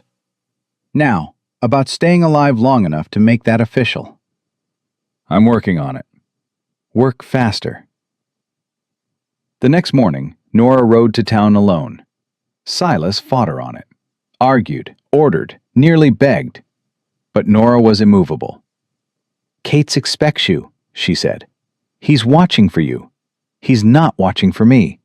I'm the fat cook, remember? Nobody pays attention to the help. If he catches you, he won't. And even if he does, what's he going to do? Beat a woman in broad daylight? That's the one thing that would turn the whole valley against him. You don't know what he's capable of. I know exactly what he's capable of. That's why I'm going. She rode the back trails Ruth had described, avoiding the main road, keeping to tree lines and creek beds. It took 4 hours instead of 3, but she reached Clearwater without being seen. She didn't go to Ruth's shop. Too obvious. Instead, she went to the one place nobody would expect her. Doc Mercer's office, behind the saloon. The doctor was exactly what she'd expected. 50, gray, red-faced from drink, with shaking hands and the guilty eyes of a man who'd traded his oath for the comfort of not being crushed. "I'm closed," he said when she pushed through the door. "You're open for me." Nora shut the door behind her and sat down without being invited. "We need to talk about Harlan Cates." Mercer's face went gray. "I don't know what you're—" "You refused to treat Ada Prescott, a woman dying of fever, a mother with a child. You let her suffer because Cates told you to." "I couldn't make the ride. My back—" "Your back is fine. Your spine is what's broken." Nora leaned forward. "How many people have you let die because Cates said so, Doctor? How many families have you turned away?" "You don't understand what he'll do to me." "I understand exactly what he'll do. And I understand what you've done. The question is whether you can live with it." Mercer's hands shook so badly he knocked a bottle off his desk. It shattered on the floor, and the room filled with the smell of whiskey. "He'll kill me," Mercer whispered. "If I talk, if I help you, he'll kill me." "Maybe. Or maybe he'll keep squeezing you until there's nothing left. Until you're drinking yourself to death in this room, while people who need you suffer." Nora's voice softened. "You became a doctor for a reason. I don't know what that reason was, but I know it wasn't this." Mercer stared at the broken bottle on the floor. His face worked through emotions. Shame, fear, anger. Something that might have been the remnants of the man he used to be. "What do you want from me?" he asked. "The truth. Written down. Every family Cates threatened through you. Every patient you turned away on his orders. Every dollar he paid you to look the other way." "That's a death sentence." "It's a confession, and it might be the only thing that saves this valley." Mercer sat in silence for a long time. Outside, she could hear horses passing, men's voices, the ordinary sounds of a town that lived under a tyrant's boot and pretended it didn't. "There's a woman," Mercer said finally. "Helen Burke. Her husband was one of the families Cates drove out. She's living in a boarding house in Lander now. She saw everything. The threats, the fires, all of it. She'd testify if she thought anyone would listen. Give me her name and address. It won't matter without law. Let me worry about the law." Mercer went to his desk, pulled paper from a drawer, and began to write. His hands still shook, but the pen moved with purpose. Names, dates, incidents. 3 pages. 4. 5. When he finished, he handed the pages to Nora. "If Cates finds out I did this—" "He won't. Not until it's too late for him to do anything about it." Nora folded the papers and tucked them into her dress. "Thank you, Doctor. You just remembered who you are." She was halfway to the door when Mercer spoke again. "Miss Calloway." "Yes?" "Ada Prescott. Is she—" "She's alive. No thanks to you." He flinched. "Tell her I'm sorry. Tell her yourself. When this is over, you can start making amends. That's how it works. You don't just feel sorry. You do better." She rode home by the same back trails, the papers pressed against her heart under her dress. She made it to the ranch by late afternoon and found chaos waiting. Silas met her in the yard, his face white with fury and fear.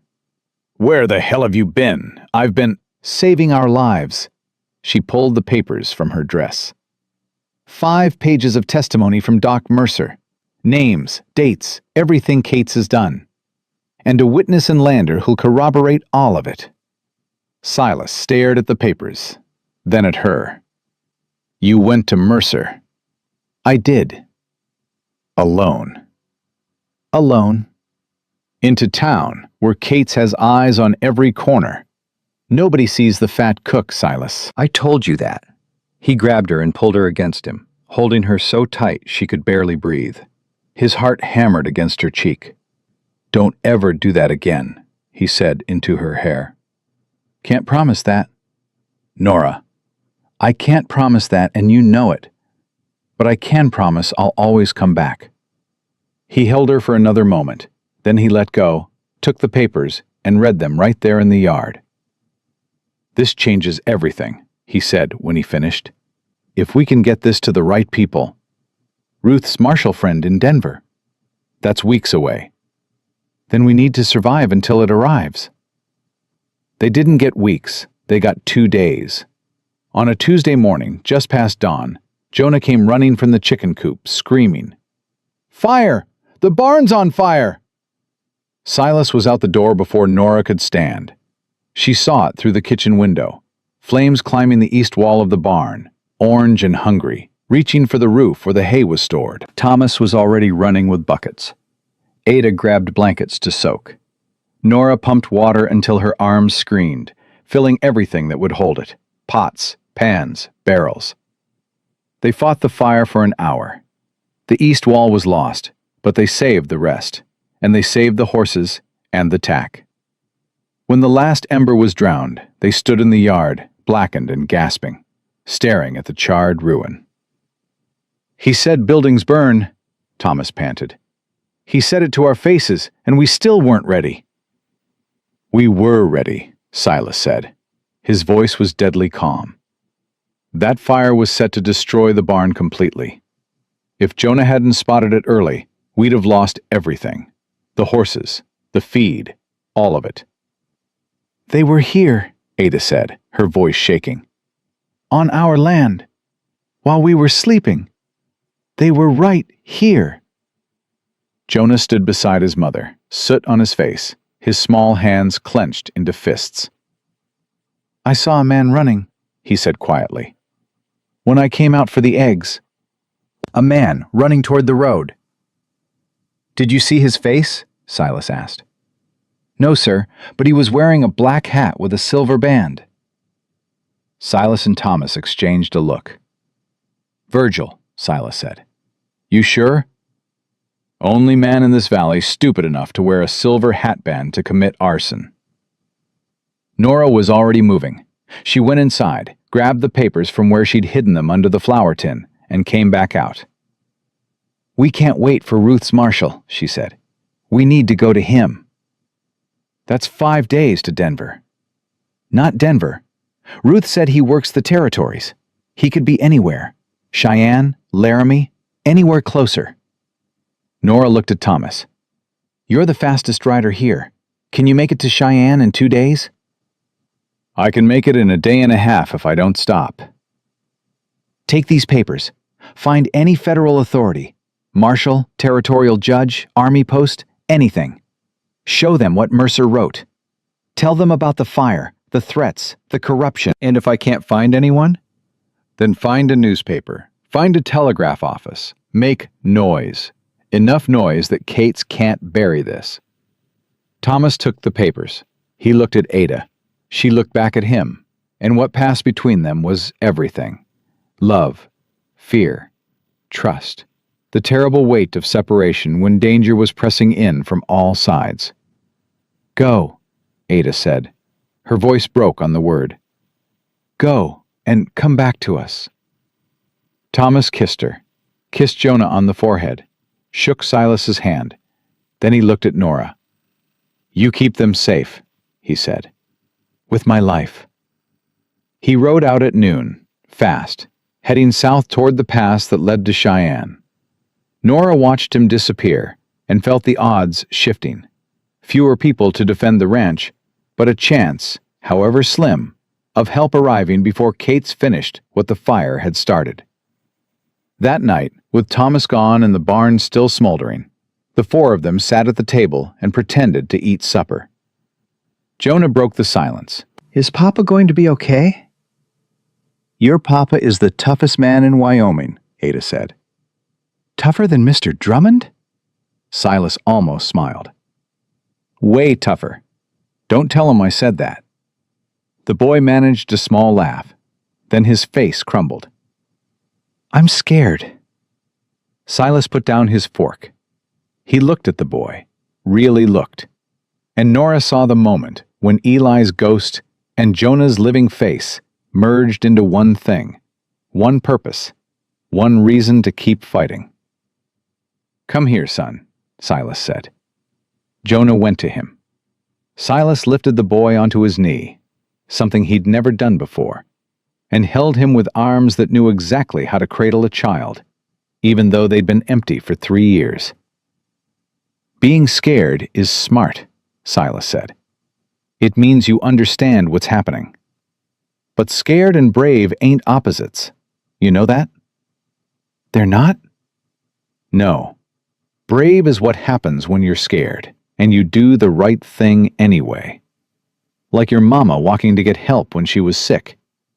Like your papa riding out today. Like Miss Nora standing up to men twice her size without blinking. Like you letting us live here even though it's dangerous? Silas's arms tightened around the boy. Yeah, he said roughly. Like that. Jonah leaned his head against Silas's chest. Within minutes, he was asleep, the exhaustion of fear finally pulling him under. Silas carried him upstairs. When he came back, Ada was crying silently at the table, and Nora was holding her hand. He's a good man, Ada whispered. You're Silas. Under all that armor. I know. Don't let Kate's take this from him. From any of us. Whatever happens, don't let him win. Nora squeezed her hand. He won't, I promise. It was a promise she had no power to keep. She made it anyway. Because sometimes, a promise wasn't about certainty. It was about choosing what you'd fight for, even when the fight looked impossible. She went to bed that night and lay awake, listening to the house breathe around her. Silas's footsteps above, Ada's quiet weeping through the wall, the wind moving through the charred remains of the barn. Somewhere out there, Thomas was riding hard toward help that might not exist. Somewhere out there, Harlan Cates was planning his next move. And somewhere in the vast, dark territory between hope and ruin, the fate of everything Nora loved was balanced on a knife's edge. She pressed her hand against her chest and felt her own heartbeat. Still here, still standing, still refusing to break. That would have to be enough. They came on a Thursday. Nora heard the horses first. Not 2 or 3. Dozens. The sound rolled up through the valley floor like distant thunder, and she was on her feet before her mind caught up with her body. Silas! He was already at the window. His face told her everything she needed to know. How many? She asked. 20, maybe more. Torches. In daylight? They ain't waiting for dark this time. He turned from the window and crossed the room in 3 strides. Ada, get Jonah to the cellar. Now. Ada didn't argue. She scooped Jonah from his chair, the boy still holding a half-eaten biscuit, and moved for the kitchen. At the cellar door, she stopped. Nora? Go, Ada. We've got this. You come back for us, both of you. Promise me. I promise. Now go. The cellar door closed.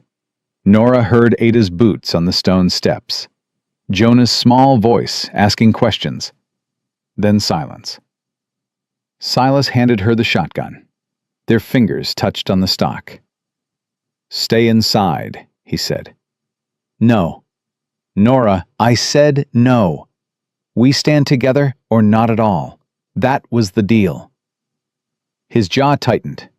Then he nodded once and pulled the rifle from above the door.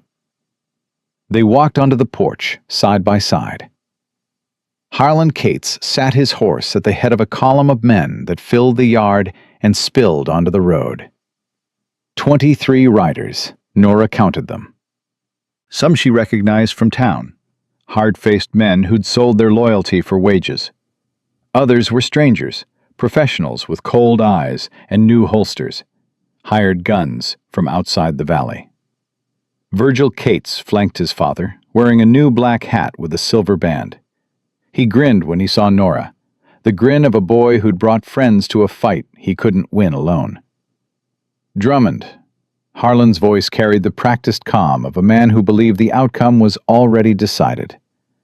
I've come for what's mine. Nothing here is yours, Harlan. The territorial judge disagrees.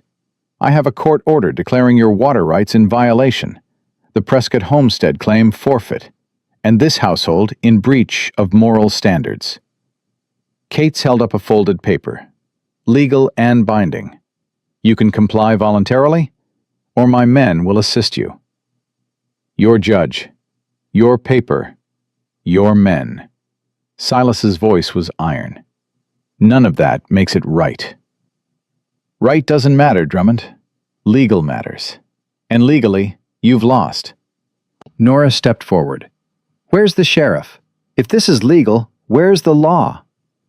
Sheriff Baines is conducting other business today, Cates smiled. But rest assured, everything here is properly authorized. Authorized by you, paid for by you, enforced by men you hired. Nora stared at him. That ain't law, Mr. Cates. That's tyranny with paperwork. Call it what you like, the result's the same. Cates folded the paper and tucked it away. You have 10 minutes to gather your belongings and vacate. After that, my men will remove you. And the Prescotts? Silas asked. The child will be placed in proper custody. The parents can collect him after they've established suitable living arrangements elsewhere. Cates's mouth curved. I'm doing them a favor, really. The boy deserves better than a burned-out ranch and a household of misfits. You touch that child, Nora said, and her voice dropped to something quiet and terrifying. And God himself won't save you from what I'll do. Cates laughed. Actually, laughed. That's very dramatic, Miss Calloway. But you're a cook with a shotgun, and I've got 23 armed men. Drama won't save you today. Maybe not, Nora said, but the truth might. She reached into her apron pocket and pulled out a single folded page. A copy. She'd made 3 copies of Mercer's confession and hidden them in different places. She was not a woman who left anything to chance. Your doctor talks when he drinks, Mr. Cates, and he drinks a lot. She held up the paper. 5 pages of sworn testimony, names, dates, every family you've crushed, every bribe, every fire, every threat. Cates's smile froze. The originals are on their way to Cheyenne right now, Nora continued. Thomas Prescott left 2 days ago. He's got Mercer's confession, Helen Burke's address in Lander. You remember Helen Burke? Her husband was one of the families you burned out. And the letter addressed to the federal marshal's office. You're bluffing. Am I? Ask your son where he was Tuesday morning. Nora looked at Virgil. Black hat, silver band, running from our barn after he set it on fire. Your boy left a witness, Mr. Cates, an 8-year-old who can identify him in any courtroom in the territory. Virgil's grin vanished. He looked at his father. She's lying. I wasn't. Shut up, Cates snapped. The column of men shifted. Nora saw uncertainty ripple through them. The hired guns didn't care, but the local men, the ones who lived here, the ones with families and reputations, they cared. They were calculating, weighing the risk of being named in a federal investigation against whatever Cates was paying them. Here's what's going to happen, Nora said. She stepped to the edge of the porch, the shotgun at her side, and addressed the men behind Cates directly. Every man here has a choice. You can follow Harlan Cates into this yard and burn out a family that includes a woman and a child. And when the federal marshal arrives, and he will arrive, your names will be on a list. Arson, assault, conspiracy, terrorizing a minor. She paused and let the silence work. Or you can turn your horses around, ride home to your families, and pretend today never happened. Nobody here will name you. Nobody here wants revenge. We just want to be left alone. Don't listen to her, Cates barked. She's a fat cook making threats she can't back up. I backed up every threat I ever made, Mr. Cates. Ask Virgil. He was there the first time. One of the local men, a rancher Nora recognized from the general store, cleared his throat. Harlan, maybe we should wait on this. If there's a federal investigation. There is no investigation. She's lying. If she's lying, then waiting costs us nothing. If she's not lying, riding into that yard costs us everything. Another man spoke up. I've got children, Cates. I ain't burning out a house with a kid inside. That ain't what I signed on for. You signed on for what I'm paying you to do. Then I'm giving back the money. The man turned his horse. I'm done. 2 more followed him. Then 3 more. The column began to fracture, local men peeling off one by one, leaving the hired guns and Cates and his son in a shrinking knot. Come back here, Cates roared. I'll ruin every one of you. I'll take your land, your livestock, like you took everyone else's? The rancher from the store had stopped his horse and turned back. We know what you do, Harlan. We've always known. We were just too scared to say it. Seems like the fat cook's got more guts than all of us put together. He tipped his hat toward Nora and rode away. Cates watched his local support dissolve. His face went from red to white to something beyond color. Pure rage compressed into a mask of control so tight it looked like it might crack. He turned to his hired guns. 6 men remained, professionals who didn't care about federal marshals or moral calculations. Men who'd been paid to finish a job. Earn your money, Cates said quietly. The 6 men dismounted. Silas stepped in front of Nora. Get inside.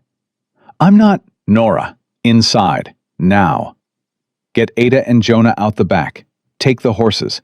Ride for the Morrison place. I'm not leaving you. You're not dying here either. He turned to face her, and his eyes held something she'd never seen in them before. Not fear, not resignation, but a fierce, burning tenderness that made her chest crack open. You promised Ada you'd come back. You promised me you'd always come back. Keep your promises, Nora. Don't you dare say goodbye to me, Silas Drummond. I'm not saying goodbye. I'm saying go. There's a difference. Not from where I'm standing.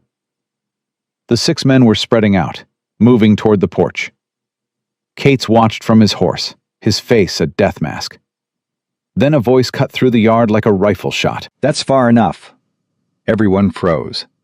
Thomas Prescott rode out of the tree line on a lathered horse, and behind him came a man in a dark coat with a silver star on his chest. And behind the star came riders. Not 6, not 10. 30 men on fresh horses, some in uniform, some not. All armed, all moving with the disciplined coordination of men who did this for a living. Federal Marshal Samuel Cord, the man with the star announced. His voice carried the weight of absolute authority.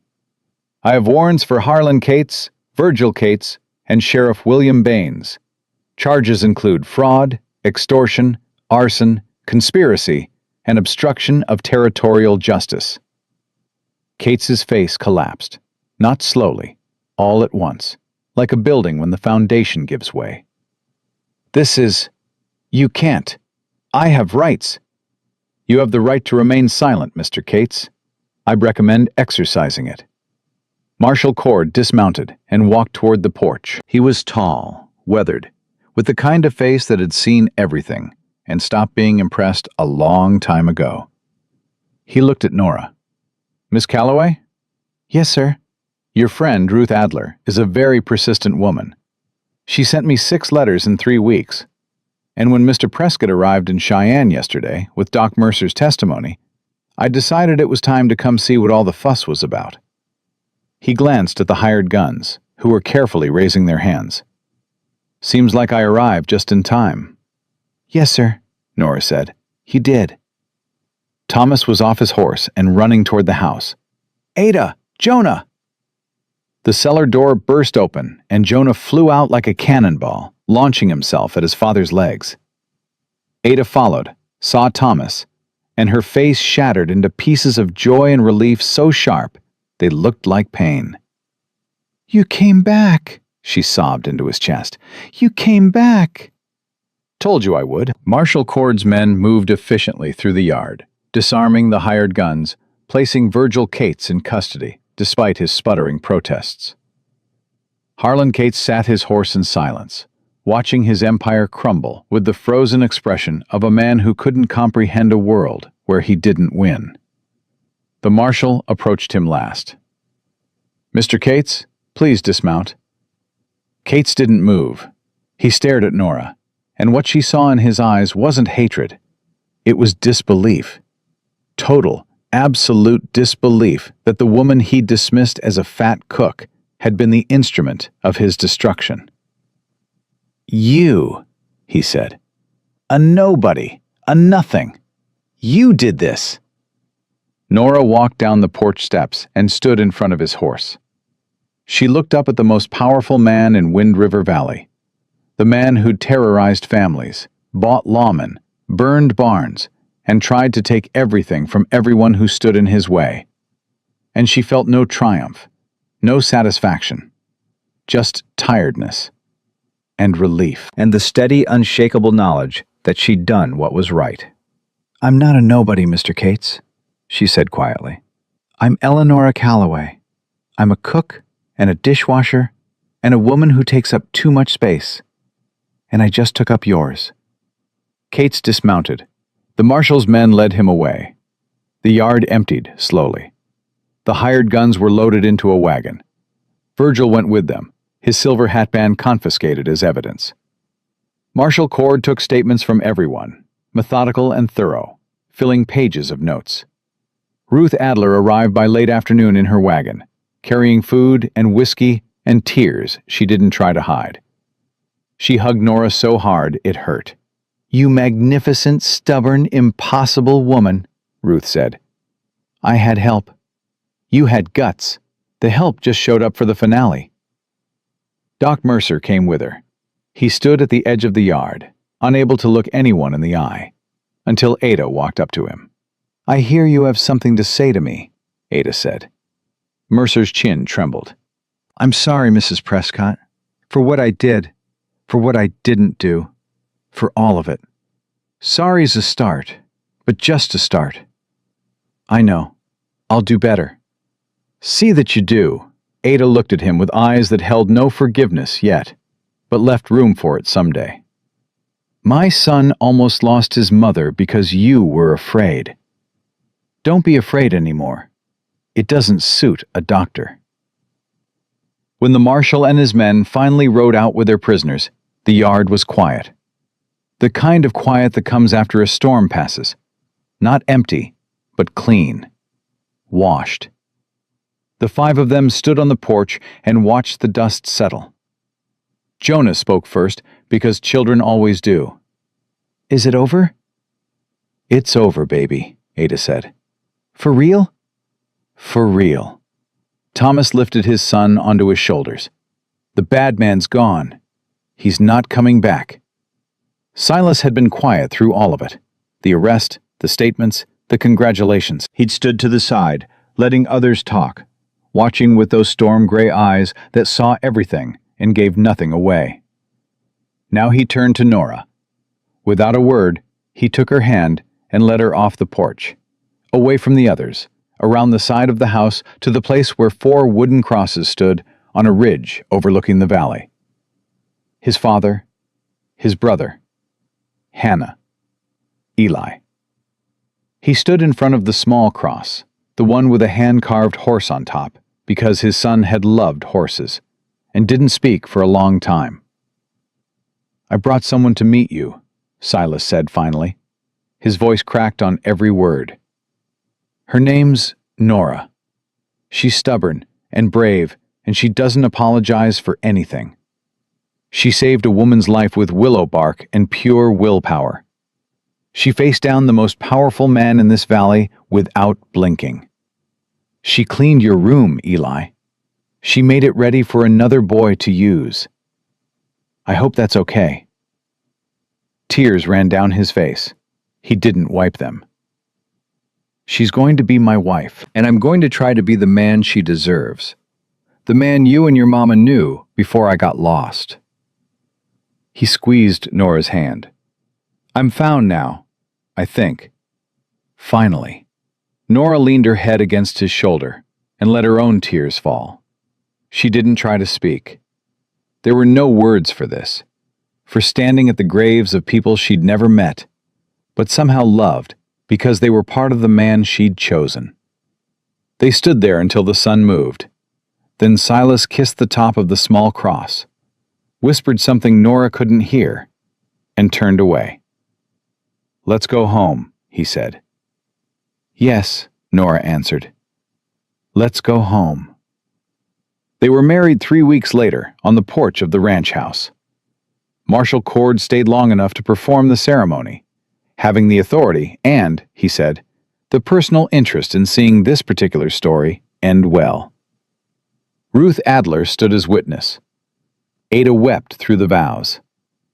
Thomas held Jonah on his shoulders so the boy could see. Doc Mercer came sober and brought wildflowers. Nora wore her dark work dress because it was the only one she owned. She didn't care. She'd stopped measuring her worth by what she wore or how she looked a long time ago. What mattered was the man standing in front of her, holding her hands, looking at her like she was the most beautiful thing he'd ever seen.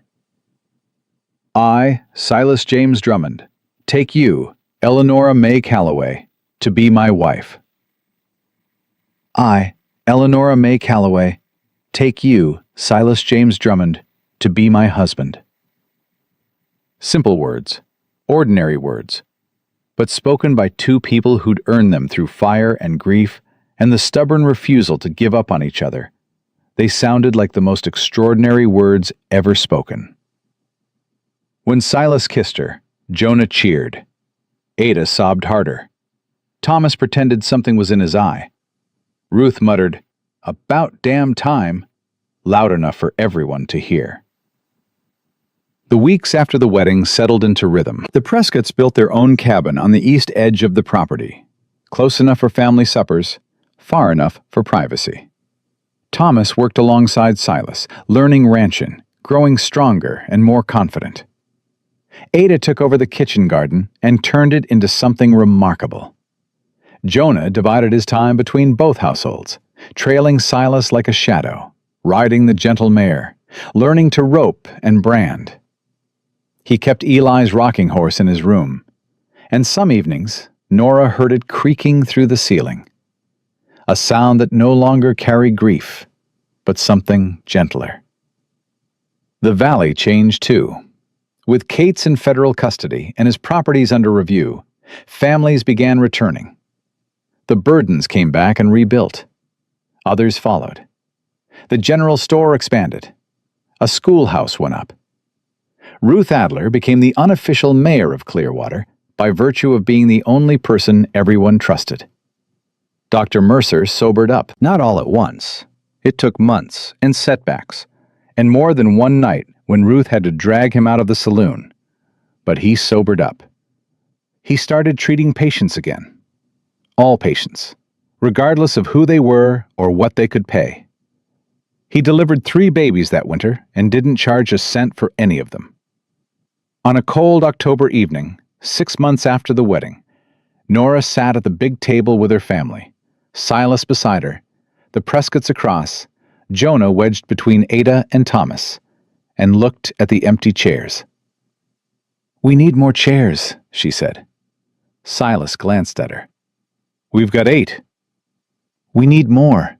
She put her hand on her stomach. "We're going to need at least 1 more. Maybe 2. The table went silent. Ada's hand flew to her mouth. Thomas grinned. Jonah looked confused. Silas stared at her. His face went through more emotions in 5 seconds than she'd seen in 5 months.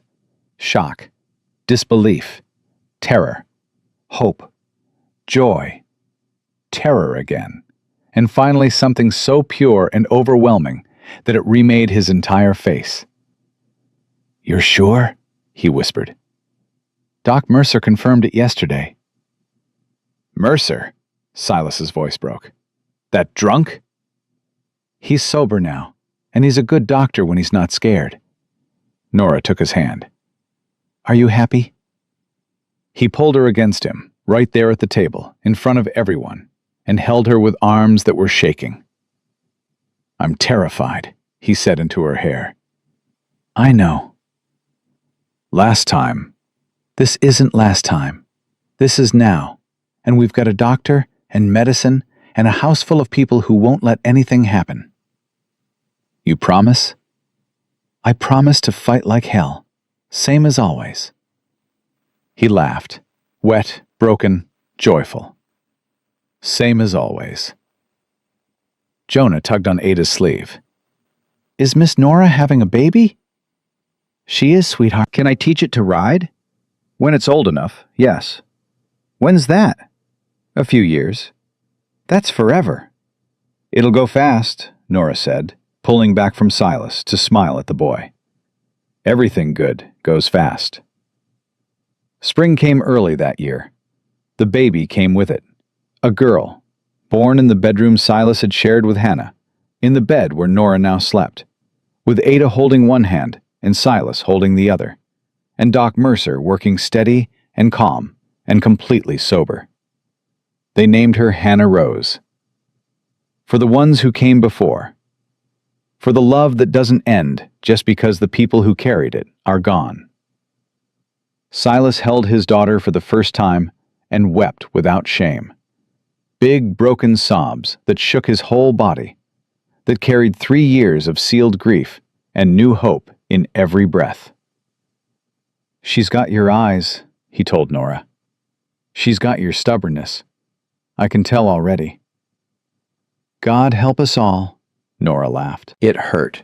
Everything hurt. But she laughed, and the sound filled the house the way Eli's rocking horse had filled it months ago, not replacing what was lost, making room alongside it.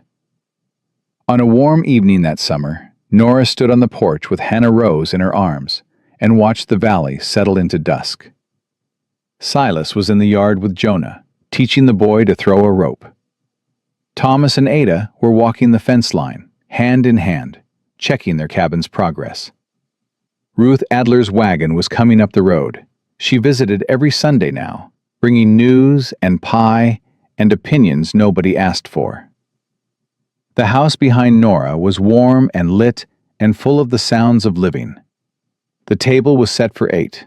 The chairs were occupied. The rooms that had been closed were open. The cellar still held a child's boot and a yellow bonnet and a Bible open to a worn page. But now it also held jars of Ada's preserves and Jonah's collection of interesting rocks and a small wooden horse that Silas had carved for Hannah Rose. Old grief and new joy, side by side, the way it always is, the way it has to be. Nora looked down at her daughter's face, perfect, impossible, miraculous, and felt the full weight of everything she was. Not thin, not pretty, not any of the things the world had told her she needed to be. Just herself. Eleanora May Calloway Drummond. A woman who took up space. A woman who'd been called too much her entire